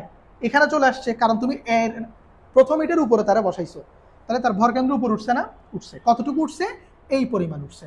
এবার এই পরিমাণটা আমরা বাইর করতে চাই। এবার আসো, আমরা W2 বের করতেছি। তাহলে W2 mg h ড্যাশ, তাহলে mg বসবে। এবার h ড্যাশ তো 0 হবে না, কারণ এখানে তো একটা ভরকেন্দ্র সরণ আছে, আমরা ওটা বসাবো। কত হবে একটু বের করতে চাই, আসো কত হবে দেখি। আচ্ছা, এটা যতটুকু, এ দেখো তো এটা সেম না? আমি ওখান থেকে একটু এখানে দেখাচ্ছি আর কি বোঝার সুবিধার জন্য, এটা সেম না? তাহলে এটা দেখো তো কত হবে। এটা এই যে একটু রেড মার্কিং করে দেখাই, এতটুক এবং এতটুক, এই দুটাকে যোগ করলেই তো আমি কি পাচ্ছি? এই যে ভরকেন্দ্রটা আগে এখানে ছিল, দেখো। তাহলে এতটুক এবং এতটুক, এই অংশটাই যে এতটুকু ভরকেন্দ্রের সরণ দ্বিতীয় ইটের জন্য। তাহলে দ্বিতীয় ইটের ভরকেন্দ্রের সরণ হবে কতটুকু? এই যে এই দুইটার অর্ধেকটা, এখানের অর্ধেক আর এখানের কি অর্ধেক। তাহলে এই থেকে পাবে d/2, এই থেকে পাবে কত? d/2। তো দুইটা d/2 যদি যোগ করি কত হবে? d হয়ে যাবে না? কথা বুঝতে পারছো কিনা? অর্থাৎ এখানে ভরকেন্দ্রের সরণটা দেখো যে এই যে এতটুকু পর্যন্ত। তো এতটুকু জিনিসটা কি, এই ইট থেকে আসতেছে অর্ধেক, এই নিচের ইট থেকে আসতেছে অর্ধেক, এই দুইটা মিলেই তো এতটুকু জায়গাটা কভার করতেছে। তাহলে এই দুইটার মান কত? এটাও d/2, এটাও d/2, কারণ প্রত্যেকটা ডি এর উচ্চতা, প্রত্যেকটা ইটের উচ্চতা কত? d পরিমাণ। তাহলে এটা হবে কত? d/2 সমপরিমাণ। তাহলে এখানে হবে কত? mg d এর সমান। h ড্যাশের জায়গায় কেন d বসছে বুঝছো? এটা মূলত d ছিল না, এটা ছিল এরকম, এটা d/2 প্লাস এটাও কি d/2। তো দুইটা d/2 যদি আমরা যোগ করি এটা হয়ে যাবে mg d এর সমপরিমাণ। তাহলে দ্বিতীয় ইটের জন্য কাজ হচ্ছে এতটুকু। দ্বিতীয় ইটটাকে এইখান থেকে উঠায়ে এখানে নিয়ে আসতে কাজ করতে হয়েছে কি পরিমাণ? mg d পরিমাণ। উচ্চতাটা বা ভরকেন্দ্রের সরণটা এখানে কার সমান? d এর সমান। আর d এর পরিচয় হচ্ছে ইটের উচ্চতা। কথা বুঝছি? এবার 3 নাম্বার ইটটাকে আনতেছো, দেখো 3 নাম্বার ইট এটা সি, 3 নাম্বার ইটটা এখানে বসাইছো। তো ওর ভরকেন্দ্র কি? ওর ঠিক মাঝখানে থাকবে। এবার ওর ভরকেন্দ্রটা হচ্ছে কোথায়? এই জায়গায়, এইখানে, এই রেখা বরাবর এখানে। তো আগে সি এর ভরকেন্দ্রটা কোথায় ছিল? এখানে না? তো এখানে থাকা মানে কি, এখানে সবার ভরকেন্দ্র কিন্তু একই লাইনে আছে। দেখো সবগুলা ইট তো সেম হাইটের এবং একই পরিমাণ ভূমির উপর আছে, তাহলে সবার ভরকেন্দ্রটা একই লাইনে না? তাহলে আমি বলতে পারি এবার ভরকেন্দ্রের সরণ হবে এইখান থেকে একটু পরিমাণ। বলো তো এটা বলতে পারি কিনা? তাহলে এখান থেকে কতটুক? একটুক। সি কে তুমি এখান থেকে এখানে আনা মানে এতটুকু পর্যন্ত কি করছো? ভরকেন্দ্রের পরিবর্তন ঘটাইছো। তাহলে এতটুকু পরিমাণ ভরকেন্দ্রের সরণের যেটা ভ্যালু, সেটা কেমনে বাইর করবো দেখো তো। আমরা তো অলরেডি জানি যে এতটুক, এটা হলো কি, এই যে এটা তো অলরেডি এখানে বের করছি এতটুকু, এটা দেখো তো, এই যে এখান থেকে এটা বের করছি কিনা, এটা হচ্ছে ডি এর সমান। এটা হচ্ছে কার সমান? ডি। তো এইখান থেকে এটাও কার সমান হবে? ডি এর সমান। কিভাবে দেখো, এই যে এখান থেকে এতটুকু, এটাও কি ডি হবে। কিভাবে? এখান থেকে পাবা d/2, এদিক থেকে পাবা কত d/2। তো এই দোনোটা মিলেই তো এতটুকু অংশটা কাভার করতেছে, এই d/2 এবং এই d/2, এই দুইজন মিলেই হচ্ছে কি d। তাহলে দেখো তো এখান থেকে এতটুকু পর্যন্ত এই ভ্যালুটা 2d এর সমান না? এই দোনোটা d মিলেই তো 2d, এই যে এতটুকু, এটা এতটুকু পরিমাণ, এই দৈর্ঘ্যটা কার সমান 2d এর সমপরিমাণ। তাহলে W3 এর ভ্যালু হবে mg h ড্যাশ, তাহলে mg এখানে হবে কত 2d পরিমাণ, বুঝছো? তাহলে এই ক্ষেত্রে কৃতকাজের যেটা মেইন কনসেপ্ট তুমি লিখবা মোট কৃতকাজ W1 W2 W কত 3, তাহলে W1 0, W2 হচ্ছে mgd পরিমাণ এবং W3 হচ্ছে mg 2d পরিমাণ। এই তাহলে এখান থেকে তুমি কমন নিয়েও লিখতে পারো বা মান বসাই দিতে পারো, মান বসাই দিলে তুমি টোটাল কৃতকাজ যেটা সেটা পেয়ে যাবে। বলো জিনিসটা বুঝছো? একটু এভাবে একটু ক্লোজ হয়ে গেছে, জিনিসগুলো বোঝানোটা কঠিন, তবে ওই যে বললাম মূলত ভর কেন্দ্রের সরণটা বুঝতে হবে যেখানে, আর কিচ্ছু না। অর্থাৎ তুমি মনে রাখবা প্রথম ইটটাকে সরালে, এটা মানে কাইন্ড অফ মুখস্থ রাখতে পারো একেবারে, যে ভূমির উপর যদি আনুভূমিকভাবে সরাও, তুমি তার উলম্ব অবস্থানে নিয়ে আসো নাই, তুমি জাস্ট কি করছো যে যেরকম ছিল এভাবে ছিল, এখান থেকে উঠে পাশে এইভাবে রাখছো, তাহলে সেম ভাবে যদি রেখে দাও এক্ষেত্রে আনুভূমিক সরণ হবে কত 0। মানে আনুভূমিকভাবে কোনো সরণ, সরি আনুভূমিক বলতেছি, ভর কেন্দ্রের কোনো সরণ হয় না। কি হয় নাই? ভর কেন্দ্রের কোনো সরণ ঘটে নাই। আগেও ভর কেন্দ্র যেখানে ছিল এখনো ভর কেন্দ্র কি ঠিক সেখানেই আছে। কথা বুঝাইতে পারছি? এরপর দ্বিতীয় ইটকে যখন তুলবা তখন দ্বিতীয় ইটের এই যে এখানে ভরকেন্দ্র কোথায় মাঝখানে চলে আসবে, আগে ছিল কোথায় এখানে, তাহলে মাঝখানের ভরকেন্দ্রের সরণটা কত হবে, ওই যে আমরা ক্যালকুলেশন করে বের করব, ওটা d/2 d/2 এর সমপরিমাণ বা d এর সমপরিমাণ। এভাবে করে প্রত্যেকটাতে মূলত একটা করে d বাড়তে থাকবে। এখন আমি যদি W4 বের করি, 4 নাম্বার একটা ইট এনে এখানে বসাই দিই, 4 নাম্বার একটা ইট, তখন কৃতকাজ হবে mg 3d এর সমপরিমাণ। অর্থাৎ প্রত্যেকটা ইট যখন একটার উপর একটা উঠাবা তার সরণটা d পরিমাণ করে করে বাড়বে। অর্থাৎ একটা ইটের হাইট যত ততটুক করে করে কি বাড়তে থাকবে। এটাই হচ্ছে কি কৃতকাজের ফর্মুলা। কার জন্য? ইটের স্তূপ বা ইট দিয়ে যদি একটার উপর একটা ব্লক তৈরি করে, এভাবে ব্লক বসাই স্তম্ভ তৈরি করো, তখন কৃতকাজ এমনি বের করতে হবে। বুঝাইতে পারছি? আশা করি বুঝতে পারছি না? আমি এটা একটু মুছে দিচ্ছি, আরেকটা বিষয় একটু বলে দেই, সেটা হলো এখানে তুমি মাত্র 3টা ইট দিয়ে করছো, তো 3টা ইট দিয়ে যদি তোমাকে ম্যাথ করতে দেয় তুমি তো 3বার আলাদা আলাদা ইকুয়েশন করে করতে পারবা, কোনো অসুবিধা নেই।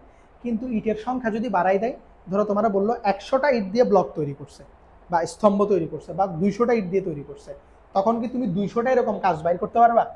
W2 W3 W10 W50 এভাবে করে করে 200 বার কাজ বের করা সম্ভব না।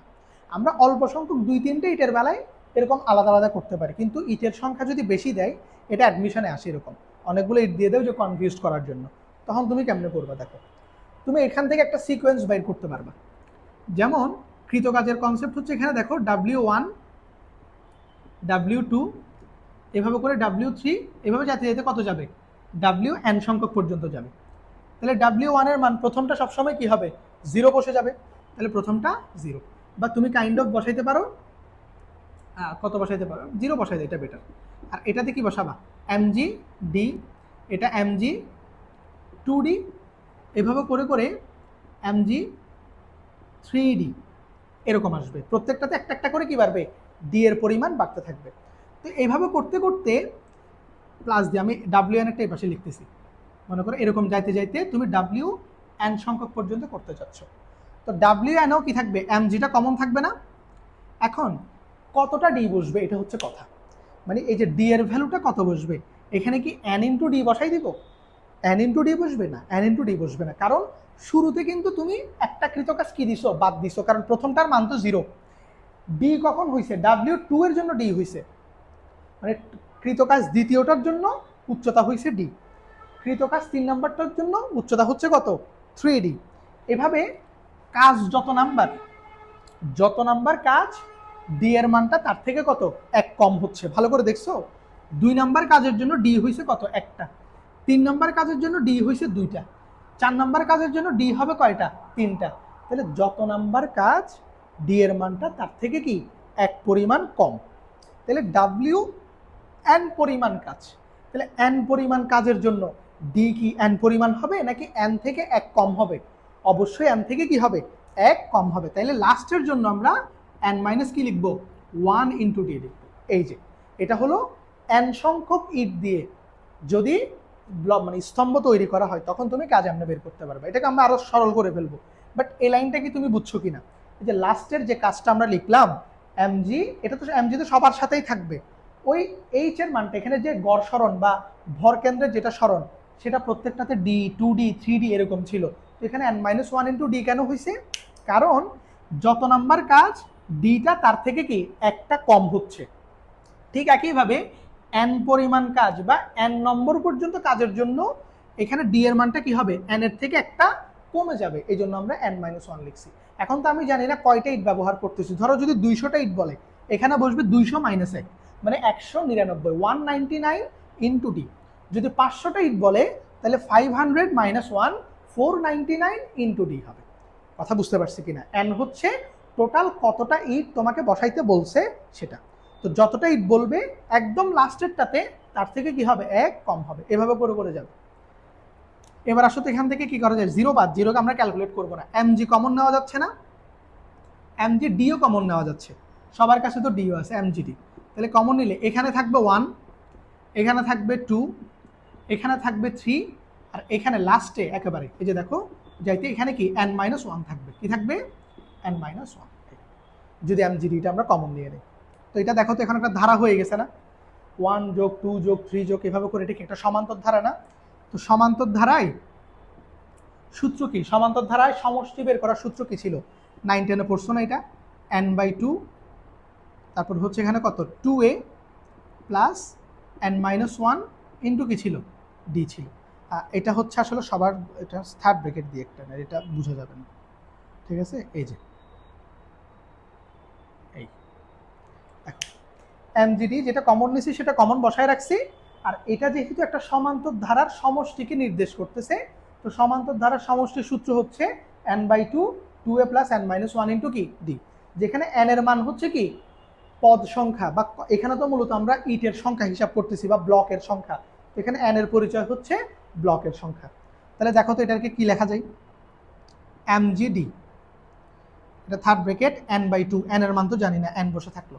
এর মান কত, প্রথম পদকে আমরা এ বলি না, এই যে প্রথম পদ হচ্ছে কত 1, তাহলে এটাকে কত লিখতে পারবো, একটু ভেতরে লিখি, তাহলে এটাকে লিখতে পারবো 2, কারণ এর মান তো 1 হয়ে যাবে, তো 2 একে কত হবে 2, এটা লেখার দরকার নেই, প্লাস এবার একটু মনোযোগ দিবা, n এর জায়গায় কত বসবে,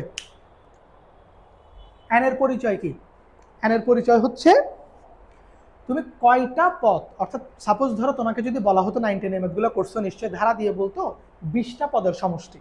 তো 20টা পদের সমষ্টি হলে তুমি n এর মান কত বসাইতা, 20 বসাইতা।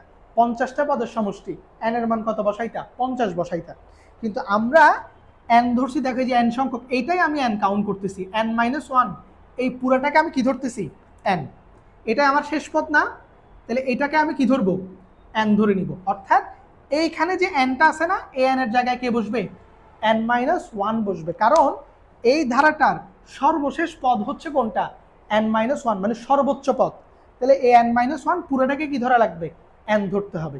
তাহলে এবার এই n এর জায়গায় আমরা বসাচ্ছি n-1, n-1 কিন্তু এটা বসাই নাই, এই n এর জায়গায় n-1 বসাইছি, আর পাশে যেটা -1 ওটা আবার বসছে। এখানে একটু মাথা খাটাইতে হবে, ঠিক বুঝছো কিনা দেখো তো একটু। n-1 এর জায়গায় এটা বেড়ে গেছে কেমনে, কারণ n এর পরিচয় হচ্ছে টোটাল কয়টা পদের সমষ্টি বের করতে চাও সেটা হচ্ছে n। তাহলে কয়টা পদের সমষ্টি, যেটা লাস্টের পদ থাকে ওটা সর্বোচ্চ পদ না, বুঝতে পারছো? মনে করো এরকম 1 2 3 করে করে এখানে 500 আছে, তাহলে এখানে n এর মান হচ্ছে তখন 500 বসবে। বাট 500টা তো এখানে n-1 আকারে আছে, আমরা তো ডিরেক্ট ভ্যালু জানি না, তো n-1টাই এখানে বসে গেছে। অর্থাৎ এটাকেই তুমি কি লাস্ট পদটাকেই n কনসিডার করবা, বা টোটাল পদ সংখ্যা কনসিডার করবা লাস্টেরটাকে। কথা বুঝাতে পারছি কিনা? তাহলে n এর জায়গায় এটা বসছে, আর -1টা -1 এর মতো বসছে। বুঝতে পারছি আশা করি। আর এখানে আছে কি এক্সট্রা করে ডি, তো ডি এর ভ্যালু কত, ডি হচ্ছে কি এই ডি, আবার এই ডি না, দেখিও এই গন্ডগোল একটা ঘটাই রাখছি, দেখো দুইটা ডি রাখছি, ডি ধরছি, তো এখানে যে ডি এসছে এটা কিন্তু আবার এই ডি না, এই ডিটা হলো উচ্চতা, ব্লকের উচ্চতা বা ইটের উচ্চতা ছিল। বাট এই ডি তো কি ধারার থেকে আসছে, ধারার একটা রাশি, ডি হচ্ছে সাধারণ অন্তর। তো সাধারণ অন্তর কত, 2 থেকে 1 বিয়োগ করলে 1, তো ওইটাকে আমার আর লিখতে হবে না, বা লিখলেও কোনো প্রবলেম নাই, কারণ 1 গুণ করলে তো সেমই থাকে। তাহলে এখন কি থাকতেছে একটু বলি, mgd এটা n/2 থাকবে, আর এখানে দেখো এখানে ভেতরে হচ্ছে এখন কত 2, আর এখানে কি থাকবে -1 এবং কি -1, তাহলে n এই যে -2 দেখছো, এই +2 -2 এখন কি যাবে কাটাকাটি চলে যাবে, +2 -2 কি যাবে কাটাকাটি চলে যাবে। তাহলে mgd এটা থাকলো, আর এখানে থাকতেছে কি, তাহলে শুধু n থাকতেছে, n এর সাথে গুণ হয়ে যাবে, তাহলে n²/2 কি থাকবে, আমি এটাকে একেবারে এভাবে লিখতে পারি mgd/2, এই 2টাকে নিচে নিয়ে আসছি ইন্টু কি n²। বলো জিনিসটা কি বুঝাইতে পারছি কিনা, বুঝতে পারছি? তাহলে আমরা n সংখ্যক, এটা দিয়ে তুমি ডিরেক্টলি কাজ বের করতে পারবা, এটা অ্যাডমিশনে কাজে লাগবে, একাডেমিকে জিনিস আসবে না কোথাও।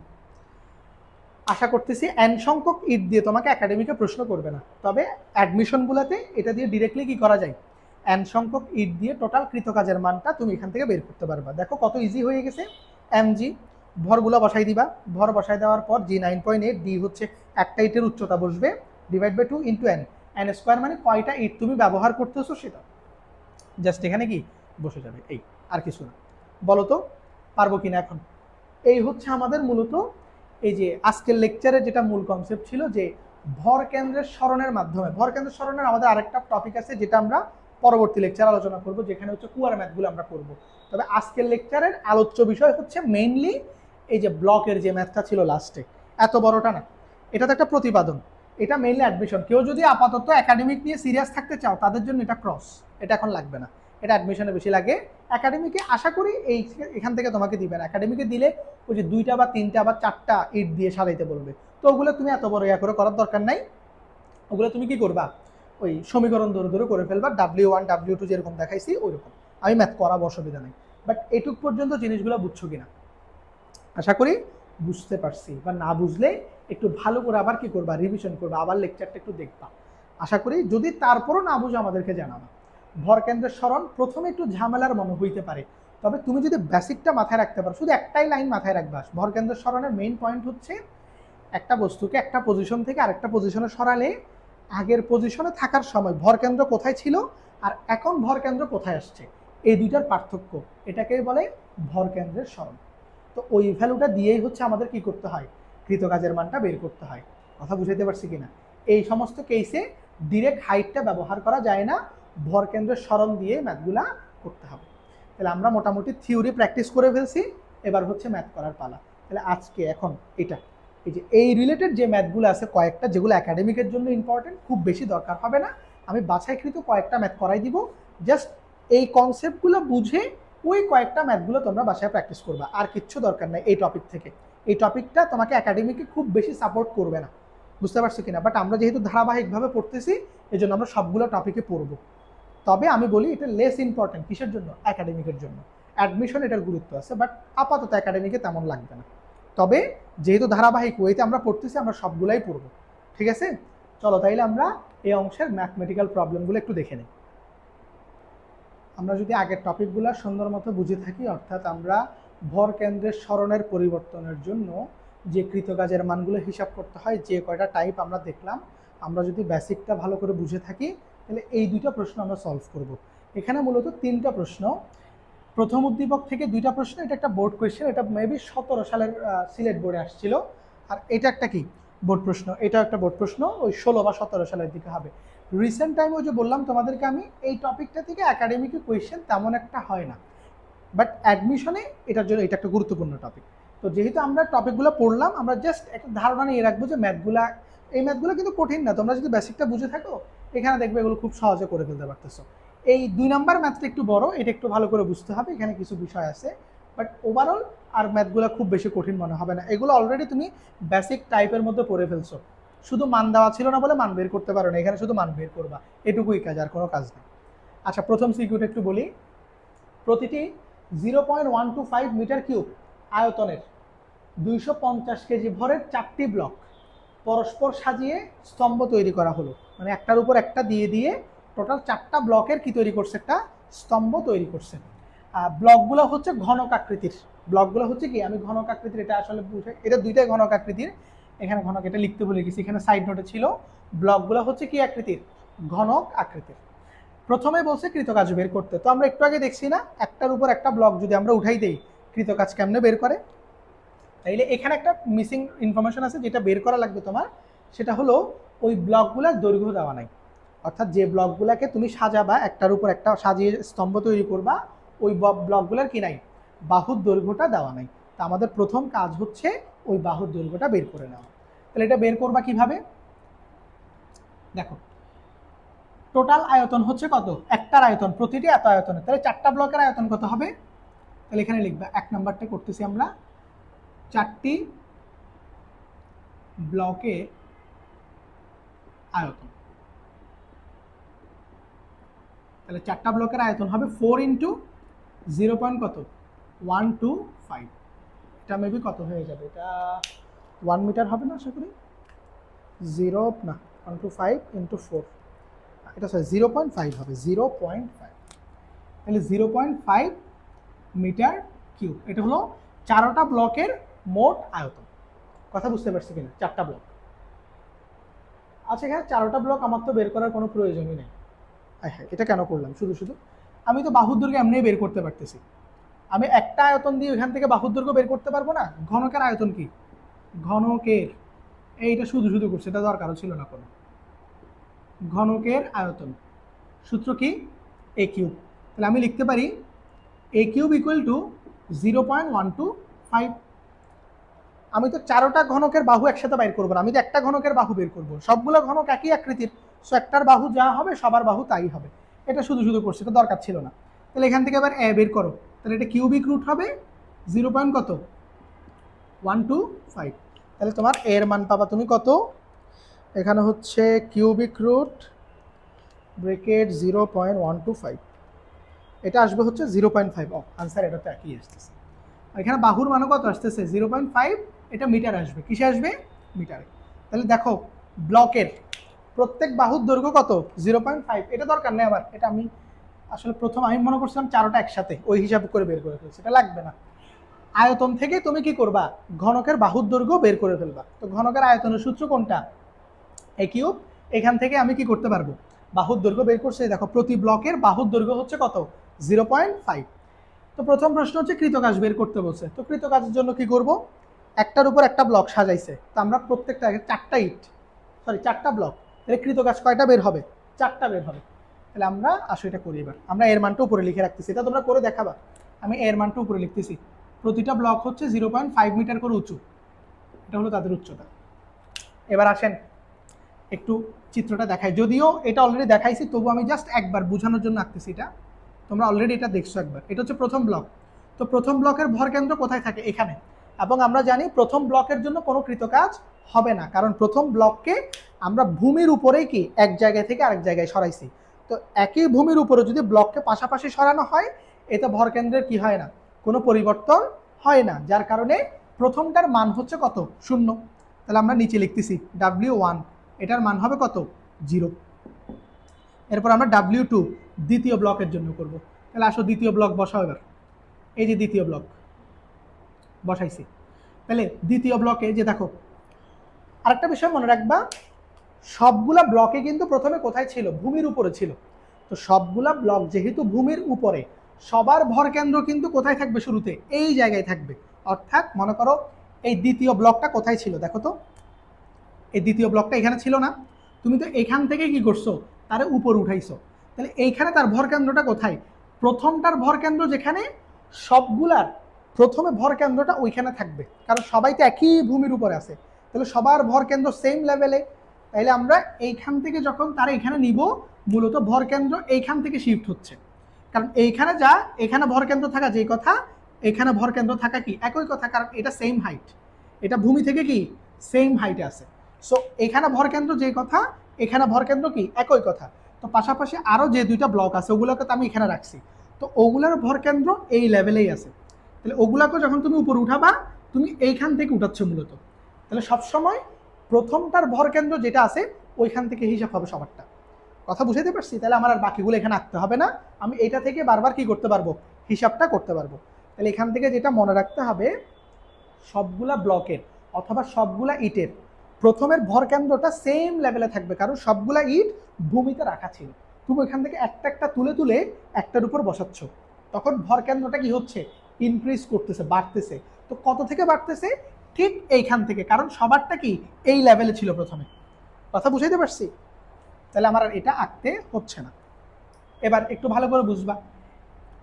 তাইলে এখন দ্বিতীয় যেটা ব্লক, সেটার ভর কেন্দ্র কোথায় চলে গেছে, এখানে। তাহলে এইখান থেকে এই ডিস্টেন্সটা বসবে, এখান থেকে এইটা।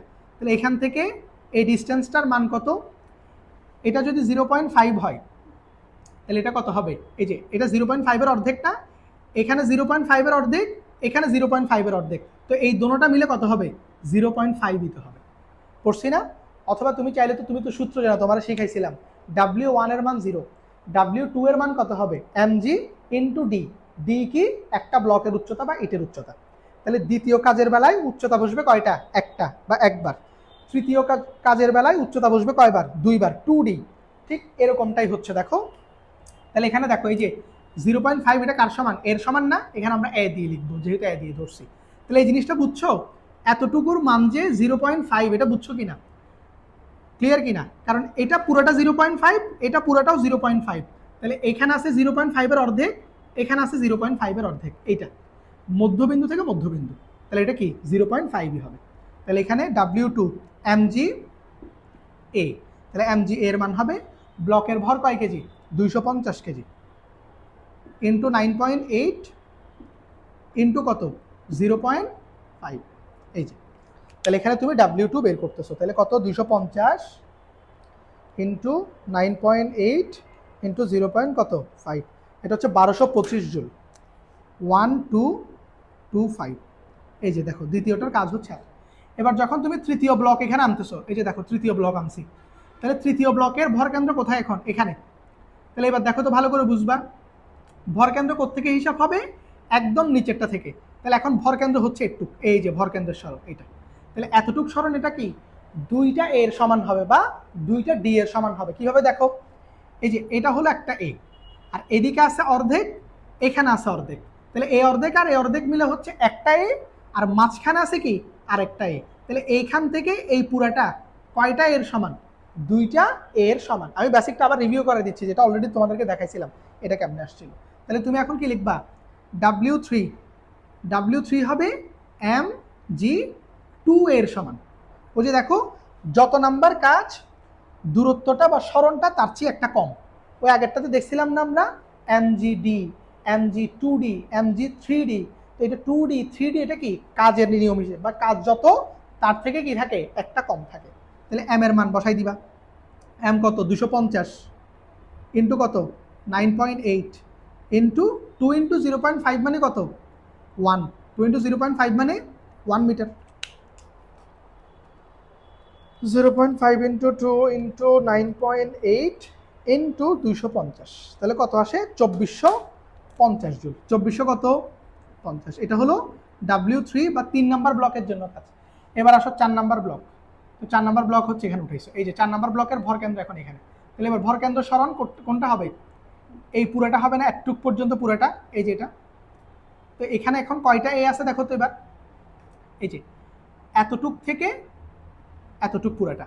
তাহলে এই যে দেখো, এখানে এতটুক থেকে এতটুক, এটা হলো দুইটা এ, এখানে আছে দুইটা এ, এখান থেকে একটু, আর এদিকে নিচে আসা অর্ধেক, এদিকে উপরে আসা অর্ধেক। তাহলে আরো কয়টা হয়, আরো একটা এ, টোটাল 3টে এ হবে।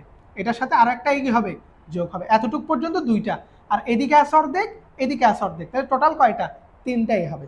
তাহলে W4 mg3a, এই যে যত নাম্বার কাজ উচ্চতা তার চেয়ে কি একটা কম, যত নাম্বার কাজ উচ্চতা তার চেয়ে একটা কম, যত নাম্বার কাজ উচ্চতা তার চেয়ে একটা কম। তাহলে m হচ্ছে 250, g হচ্ছে 9.8, 3 ইন্টু 0. কত 5, বা এটা 1.5 বসাইতে পারবা। তাহলে গুণ করে দিই আমরা, 1.5 ইন্টু 9.8 ইন্টু 250, এটা 25 লিখে বসে আছি, দেখছো, এটা 250। এটার অ্যান্সার আসবে 3675, 3675 জুল। এটা আসবে। কথা বুঝাতে পারছি? এবার তুমি টোটাল কাজ কেমনে বের করবা, টোটাল কাজ হবে সবার যোগফল, W1, W2, W3 এবং কি 4, তাহলে সবারগুলো যোগ করে দিবা। তাহলে আসো আমি যোগ করে দিই। W1 তো 0, W4 বসাইছি 2450, এটা যোগ 1225, 7350 জুল। টোটাল কাজ করতে হবে কত? 7350 জুল। এটা হলো আমার টোটাল কৃতকাজের মান। বলো বুঝছো কিনা? দেখছো, আমরা আগের কনসেপ্টটাই অ্যাপ্লাই করছি এবং একাডেমিকে আসলে এটাই আসবে, এটার বাইরে তেমন দিবে না। এর চেয়ে জটিলতা আপাতত একাডেমিকও করবে না, এইগুলাই করবে। তাহলে দেখো, একটার উপর একটা ব্লক যদি রেখে তুমি করো তাহলে সুন্দর মতো দেখো ইজিলি। আমি এর পরেরটা, এখানেও ম্যাথটা আছে, সেম ম্যাথ, এই ম্যাথটা এই প্রশ্নেও আছে। আমি তখন আর ডিটেল এটা দেখাবো না, কারণ এটা সেম জিনিস। আমি তখন তোমাদেরকে ডিরেক্টলি করাই দিব, কারণ আমরা তো অলরেডি টেকনিকটা জানি। যতগুলা ব্লক বসাবো শুধু উচ্চতাটা হিসাব করতে হয়। তো উচ্চতার মানে উচ্চতাটা হিসাব করতে নিয়ম কি, যত নাম্বার কাজ উচ্চতা তার চেয়ে কি হবে, একটা কম হবে, এটাই, আর কিছু না। এটুকু মনে রাখলে তুমি অনায়াসে ম্যাথ করতে পারবে। তাহলে এটা বুঝে গেলাম আশা করি। এটা যদি বুঝে যায়, এবার আমরা একটু পরেরটাতে একটু দেখবো। এটা ব্লকটিকে যদি 30 ডিগ্রি কোণে আনত রাখতে হয়, বা আনত রাখতে কৃতকাজ, বা টোটালি আনত করতে আর কি, বা মনে করো এটা হচ্ছে এরকম ছিল, আমি তোমার বলি। টোটাল তুমি 4টা ব্লককে কি করছো, একত্রিত করছো। এই যে বলো দেখো, ব্লক মানে পরপর সাজে একটা ব্লক করা হয়েছে, তার মানে 4টা ব্লক হচ্ছে একত্রে হয়ে গেছে, মানে এখন একটা ব্লকের মতো কাজ করবে। তাহলে ধরো 4টা ব্লক মিলে তুমি এত বড় ব্লকটা তৈরি করছো, এটা পুরোটা।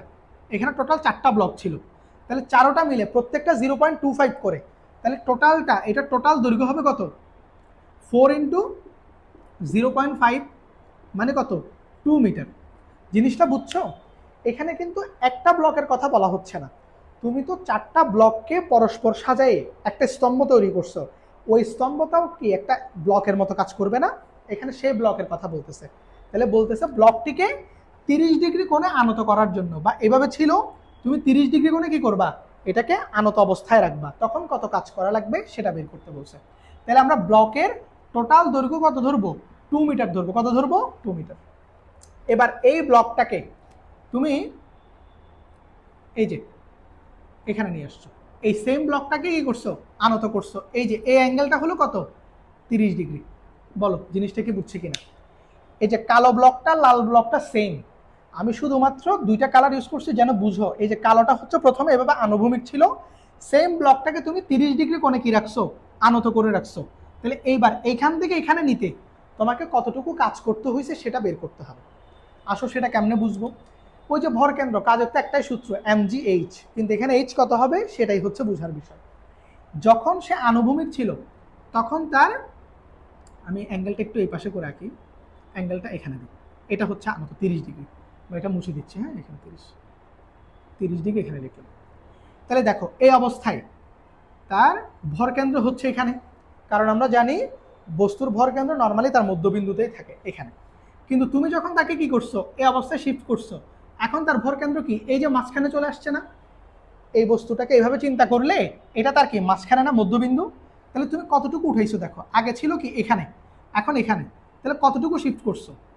একটু সোজা যদি একটা লম্ব আঁকি, এই যে এই দেখো একটু, আগে ছিল কি একটু, তাহলে তুমি এতটুকু পরিমাণ বাড়াইছো না। আমি একটু রেড পেন দিয়ে দেখাই, এই যে এটা হচ্ছে এখনের অবস্থা, আর এটা হচ্ছে আগের অবস্থা।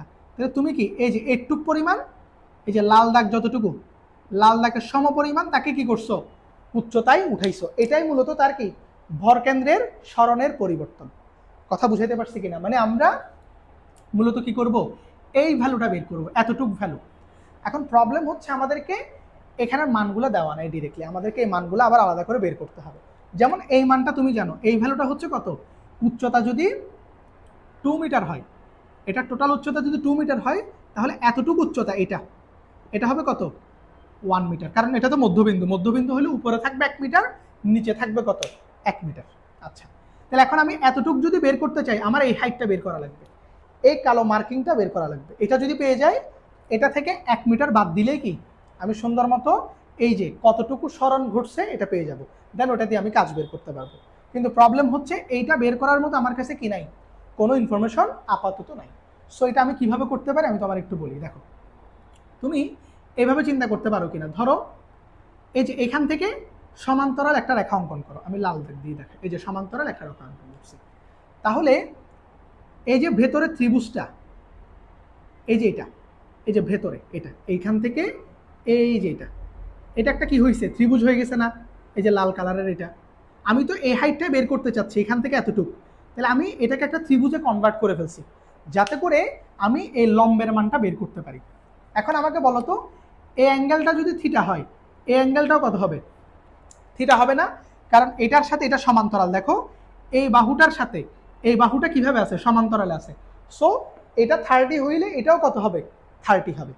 তাহলে এখন আমাকে বলো এই অ্যাঙ্গেলের মান হচ্ছে কত? 30। এখন আমি যদি লম্ব বের করতে চাই, আমার হয় ভূমি জানা লাগবে, এই যে এতটুকু এই ভূমিটা জানা লাগবে, হয় এই যে এতটুক ভূমি এটা জানতে হবে, অথবা এই অতিভুজের মানটা জানতে হবে। কিন্তু এখানেও প্রবলেম, আমি এখানে অতিভুজের মান এতটুক জানি, অর্ধেক। এটা অর্ধেক কেমনে জানি? এতটুকু, এটা তো কত 4 মিটার। এই যে দেখো ব্লকের টোটাল এতটুক দৈর্ঘ্য কত ছিল? 4 মিটার ছিল না? কারণ তুমি 4টা ব্লককে একসাথে করে দিছো। তো 4টা ব্লককে একসাথে করলে, আচ্ছা সরি এটা 4 মিটার না, 4 মিটার কেন বলতেছি, সরি 4 না, এই যে মুছে দিলাম না একটু আগে, 4 না সরি, 4টা ব্লক, 4 মিটার না সরি, এখানে 4টা তুমি সেম করছো, এটা 2 মিটার, 4 মিটার বলতে ফেলতেছি আবার, 2 মিটার ছিল। 4টা ব্লককে একটার উপর একটা সাজাইছো, তাহলে এই টোটাল দৈর্ঘ্যটা কত হবে? 2 মিটার হবে না? কথা বুঝাতে পারছি? টোটাল দৈর্ঘ্যটা হবে কত? 2 মিটার। তাহলে টোটাল দৈর্ঘ্য যদি 2 মিটার হয়, এতটুক দৈর্ঘ্য এই যে এখান থেকে এতটুক, এটা হবে কত? 1 মিটার। এতটুক এটা হবে কত? 1 মিটার। তাহলে এটা যদি 2 মিটার হয়, এটা হবে কত? 1 মিটার। বুঝতে পারছি না? এখানেও একটা ভুল আছে, এটা 2 মিটার হবে না, কারণ দৈর্ঘ্য যদি 2 মিটার হয়, এটা 2 মিটার কেমন হবে? এটা সরি, এটা 2 মিটার না, এটা হলো একটা ব্লক। তো একটা ব্লকের হাইট হচ্ছে 0.5, একটা ব্লকের হাইট হচ্ছে কত? 0.5, এতটুক। কথা বুঝছো কিনা? এখানে তো একটা ব্লকের উচ্চতা, তাহলে এখানে এটা হবে কি 0.5-এর অর্ধেক, তার মানে এটা হবে 0.25। এই যে এখানে আমাদের একটু কারেকশন আছে, এতটুক হাইট, এটা হলো একটা ব্লকের উচ্চতা, তো একটা ব্লকের উচ্চতা হচ্ছে 0.5, আর এখানে আছে কত? 0.25, কারণ এটা অর্ধেক। আর এদিকে টোটাল হবে 2 মিটার, কারণ এখানে 4টা ব্লক, তাহলে এটার কি? এটা হবে অর্ধেক। এখন প্রবলেম হচ্ছে এইটুকুটা, এই যে দেখো এইটুকু, এটা আমার কাছে নাই। কথা বুঝতে পারছো? এইটুকু ভ্যালুটা আমার কাছে নাই। এখন আসলে এই ভ্যালুটা কেমনে বের করা যায়? দেখো এখানে আসলে এই ছোট আর একটা ত্রিভুজ আছে, দেখো এই যে এটা একটা ছোট ত্রিভুজ। কথা বুঝতে পারছো? এবং এটা হচ্ছে কি সমকোণ। এই জিনিসটা বোঝানোটা একটু কঠিন, কারণ এখানে ছোট চিত্র, তো তোমরা ক্যামেরায় আরো ছোট দেখবা জিনিসটাকে। আমি একটু এটাকে একটু বড় করে রাখতেছি। এখানে দেখো এই যে একটু অংশটাকে আমি একটু বড় করে রাখি, এটা দেখতে অনেকটা এরকম না? এই যে দেখো এরকম না অংশটা? এটা হলো 90, এটা হলো থিটা, এটা হলো 30 ডিগ্রি। আর এই যে এটা, আমরা এটা বের করতে চাই, কারণ আমি তো এতটুকু এটা 1 মিটার জানি। আমি যদি এই ছোট্ট অংশটা বের করতে পারি, তাহলে আমি 1 মিটারের সাথে যোগ করলে অতিভুজ পেয়ে যাব। এরপর অতিভুজের সাহায্যে কি বের করব? এই লম্বটা বের করব। একটু বললাম না একটু ঝামেলার ম্যাথ, এই জন্য একটু মাথা খাটাইতে হবে, একটু বুঝতে হবে। তবে ত্রিকোণমিতি এখানে মেইনলি আর কিছু না, তবে ওই যে চিত্র থেকে বোঝাটা একটু জটিল, বাট ক্যালকুলেশন কোনোভাবেই জটিল না, এটা একটু বুঝো তাইলে। এখন দেখো এতটুকু অংশ আমি বের করব, আমি তো এটার মান জানি না, এই যে এটার মান কি আমি জানি কোনোভাবে? না, কিন্তু আমি এতটুকুর মান জানি। এতটুকু এটা অংশ কত? এই অংশটা এখান থেকে, এটা মানে কি এতটুক না? তো এতটুকু এটা কি দেখো, এই যে এরকম উচ্চতাটা কত ছিল? 0.5। তাহলে এটা কি বিন্দু? মধ্যবিন্দু না? এই যে ভর কেন্দ্রের সরণ, তার মানে এটা মধ্যবিন্দু। তাহলে এতটুকু উচ্চতাটা কত হবে? এই যে এই বরাবর যে উচ্চতাটা ছিল, মানে 0.5, এটার অর্ধেক হবে না? তার মানে এটা হচ্ছে 0.25, আর অ্যাঙ্গেল হচ্ছে কত? 30 ডিগ্রি। জিনিসটা কি বুঝছো? একটু করে কি বুঝাইতে পারছি জিনিসটা? দেখো তো, এই যে ছোট জিনিস, তো একটু মনোযোগ সহকারে দেখতে হবে। আবার বলতেছি, এই ছোট ত্রিভুজটাকে এখানে আঁকাইছি, কারণ কি এই যে এতটুকু দৈর্ঘ্য এটা আমার কাছে মিসিং।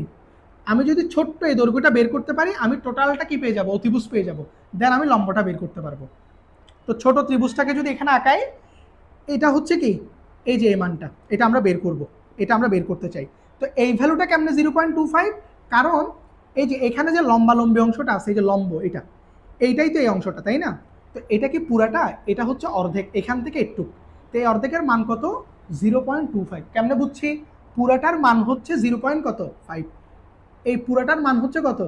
0.5। তো আমি নিচে কটুক, এই যে অর্ধেক, এখান থেকে একটু, এটা হবে 0.25। এবার তুমি এটা বের করো কিভাবে?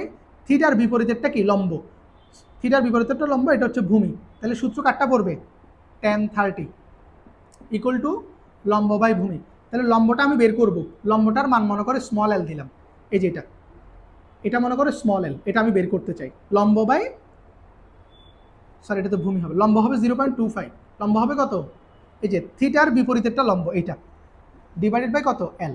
তাহলে এল এর মান কত আসতেছে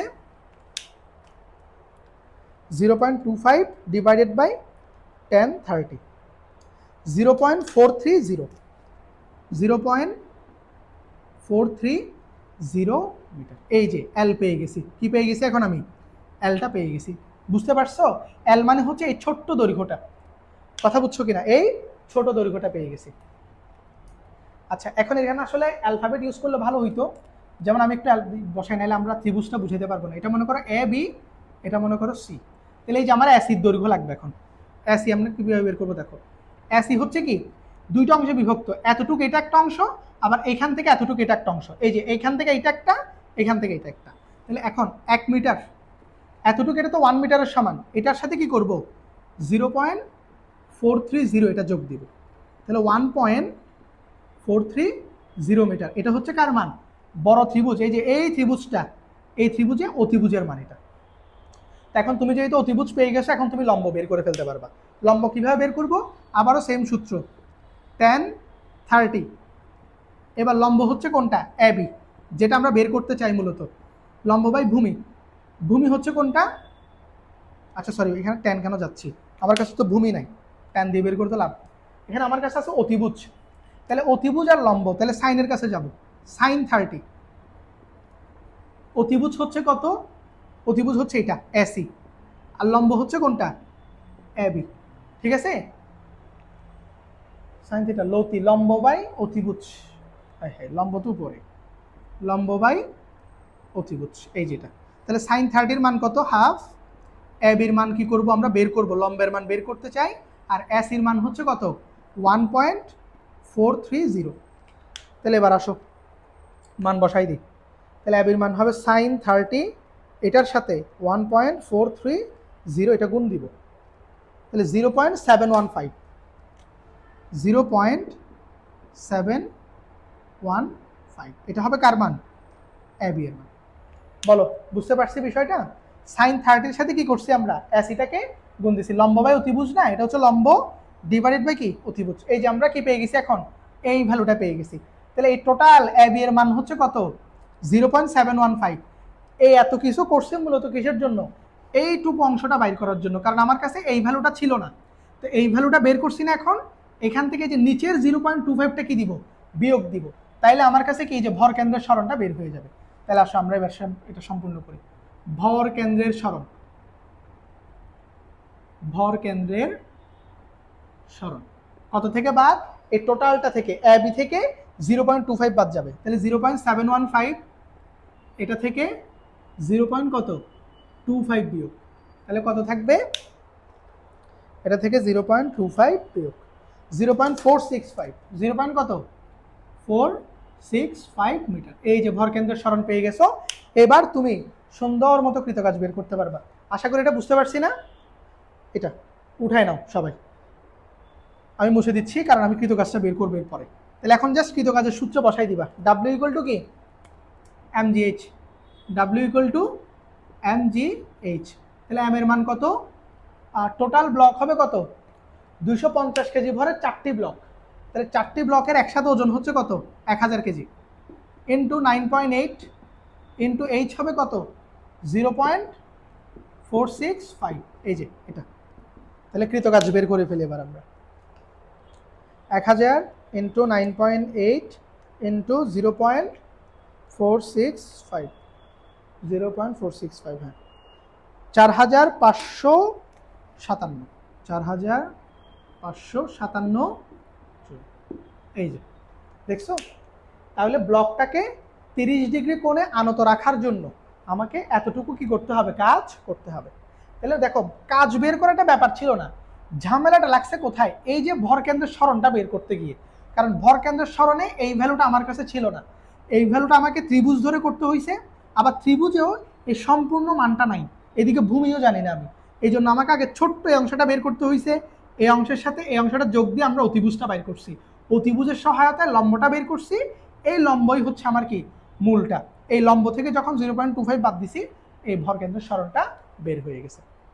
একটু জটিল ছিল, এটা অসম্ভব মানে না বসের কিছু নাই, কিন্তু সমস্যা যে জটিল ছিল ঠিক আছে, কিন্তু যদি একটু ঠান্ডা মাথায়, আর জিনিসগুলো হচ্ছে আসলে মার্কার দিয়ে লিখতে গেলেও অনেক সময় ডাবলিং এর কারণে একটু কি হয়ে যাচ্ছে, আর ছোট জিনিস ছোটভাবে ব্যাখ্যা, এটা একটু বড়ভাবে দেখানোর সুযোগ থাকলে হয়তো আর একটু ক্লিয়ারলি বুঝতে পারতা।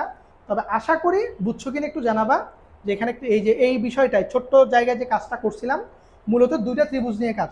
প্রথমে এই ছোট ত্রিভুজ থেকে একটা মান বের করতে হবে, ছোট এল এর মান, এরপর বড় ত্রিভুজ থেকে লম্বের মান, দেন ওইটা দিয়ে আমরা কি করব, আমরা কৃতকাজটা বের করব, এটাই, আর কিচ্ছু না।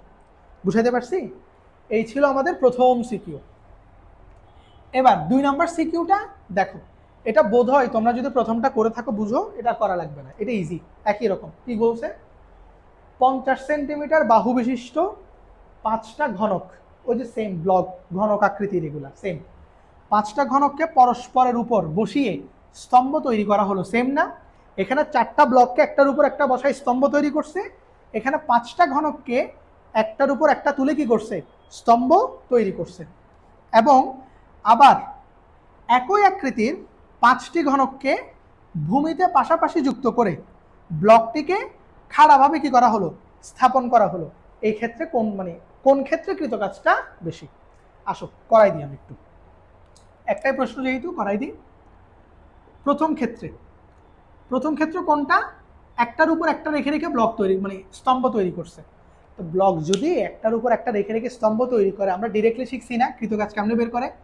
এখানে কৃতকাজ হবে কয়টা, 5টা, যেহেতু 5টা ব্লক, তাহলে W1, W2, W3, W4, W কত 5, তাহলে W1 তো 0, কারণ প্রথম ব্লককে সরানোর জন্য কোনো কাজ করতে হয় না, কারণ প্রথম ব্লকের সরণ কি থাকে, সেম লেভেলে থাকে, সো এটার কোনো পরিবর্তন নাই। W2 কি হবে, mg ইন্টু কি উচ্চতা, তো উচ্চতা কত হবে, যত নাম্বার কাজ উচ্চতা হবে তার চেয়ে একটা কম, তাহলে উচ্চতাকে যদি আমরা ধরো এই যে বাহু বিশিষ্ট বলছে, এটা 50 সেন্টিমিটার মানে 0.5, আবার উচ্চতাকে মনে করো আমরা এ ধরে নিছি, ঘনকের বাহুর দৈর্ঘ্যটাকে আমরা এ প্রকাশ করি, তাহলে ঘনকের বাহুর দৈর্ঘ্যটাই তার উচ্চতার সমান, তাহলে এ। এখানে বসবে কি mg 2a, 3 নম্বর কাজের জন্য বসবে 2a, 4 নম্বর কাজের জন্য কত বসবে 3a, 5 নম্বর কাজের জন্য কত বসবে 4a। দেখো তো বুঝছি কিনা সহজে এটা।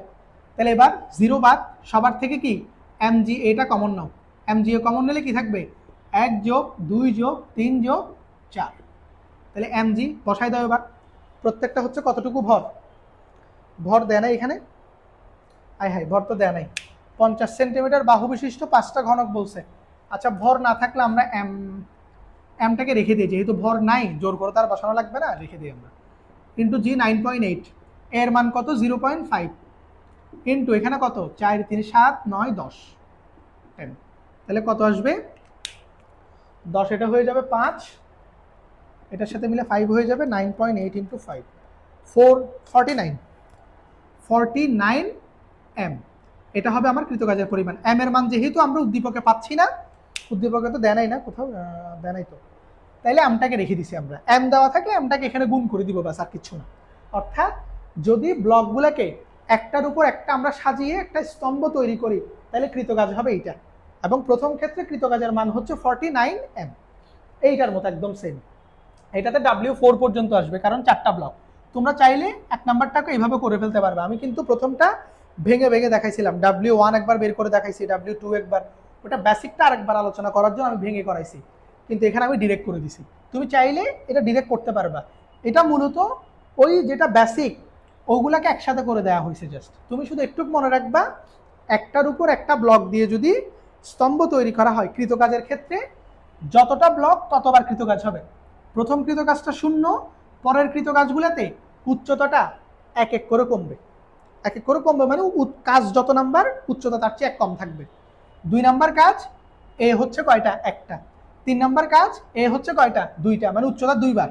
4 নাম্বার কাজ উচ্চতা হচ্ছে কয়বার, 3 বার, এইভাবে করে করে বসবে। তাহলে এটা গেল প্রথম ক্ষেত্রে কৃতকাজ। এবার এটা মুছে দিচ্ছি, 49 এম ভ্যালুটা একটু মাথায় রাখবা। এবার পরে কি করছে, একই আকৃতির 5টা ঘনককে ভূমিতে পাশাপাশি যুক্ত করছে, ওই এটার মতো, বাট এখানে তো 30 ডিগ্রি কোনো দাঁড় করে রাখছি না, এখানে 30 ডিগ্রি কোণে দাঁড় করায় না, এখানে একেবারে খাড়া করে ফেলছে, 90 ডিগ্রি কোণে দাঁড় করাইছে, মানে এরকম। ভূমিতে 5টা ব্লককে যদি আমি একসাথে করি, এটা এরকম একটা ব্লক হয়ে যাবে, এরকম একটা ব্লক। এবার এটাকে কি করছি, সোজা দাঁড় করাই দিছি, এই যে এভাবে করে সোজা কি করে দিছি, দাঁড় করাই দিছি। এই জাস্ট এরকম ছিল, এখান থেকে কি করছি, সোজা দাঁড় করাই ফেলছি। তাহলে প্রথম যে ব্লক, এটা কিন্তু স্থান পরিবর্তন করে না, এই জন্যই বাদ, প্রথম ব্লকটা এমনিই বাদ চলে যায়। তো এই ক্ষেত্রে আমরা দেখো যে তোমাদেরকে প্রথম টাইপে আমি একটা কনসেপ্ট পড়াইছিলাম লাঠির বেলায়, এটাকে তুমি সুষম দণ্ডের মতো চিন্তা করতে পারো, একটা সুষম লাঠি। তাহলে একটা সুষম লাঠিকে যদি আমরা আনুভূমিক থেকে একদম 90 ডিগ্রি অ্যাঙ্গেলে সোজা করে ফেলি, তাহলে এইটার জন্য কৃতকাজ হবে mgh/2, অর্থাৎ ভর কেন্দ্রের সরণটা তখন কোথায় চলে আসে, মধ্যবিন্দুতে চলে আসে। টাইপ 1-এ একটু দেখো, তোমরা নিশ্চয় নোট করছো, এখানে থাকবে। তাহলে এটা একেবারে বের করে ফেলবা, কৃতকাজ এক্ষেত্রে W2 বা এটাতে কৃতকাজ হবে mgh/2। তাহলে m এর মান জানি না, এটা বসলো g 9.8, নিচে 2, h কত হবে, তুমি 5টা ব্লককে একসাথে করছো, তাহলে 5টা ব্লক, প্রতিটা ব্লক হচ্ছে 0.5 করে, তাহলে 0.5 0.5 0.5 এরকম 5 বার বসবে। তাহলে 5 × 0.5 মানে কত, 2.5 না, 5 × 0.5 মানে কত, টোটাল হাইট কত হবে, টোটাল হাইট হবে 2.5। এটা বুঝছো কেমনে, এখানে টোটাল কয়টা ব্লক, 5টা, এখানে টোটাল 5টা ব্লক, এরকম 1টা 2টা 3টা 4টা 5টা, এবং প্রতিটা ব্লক হচ্ছে 0.5 মিটার করে, এই যে বাহু 0.5 মিটার। তাহলে প্রত্যেকটা ব্লক যেহেতু 0.5 মিটার করে, টোটাল 5টা ব্লকের হাইট কি হবে, যোগ হয়ে যাবে, তাহলে 2.5 মিটার, এই জন্য হাইটের মান 2.5।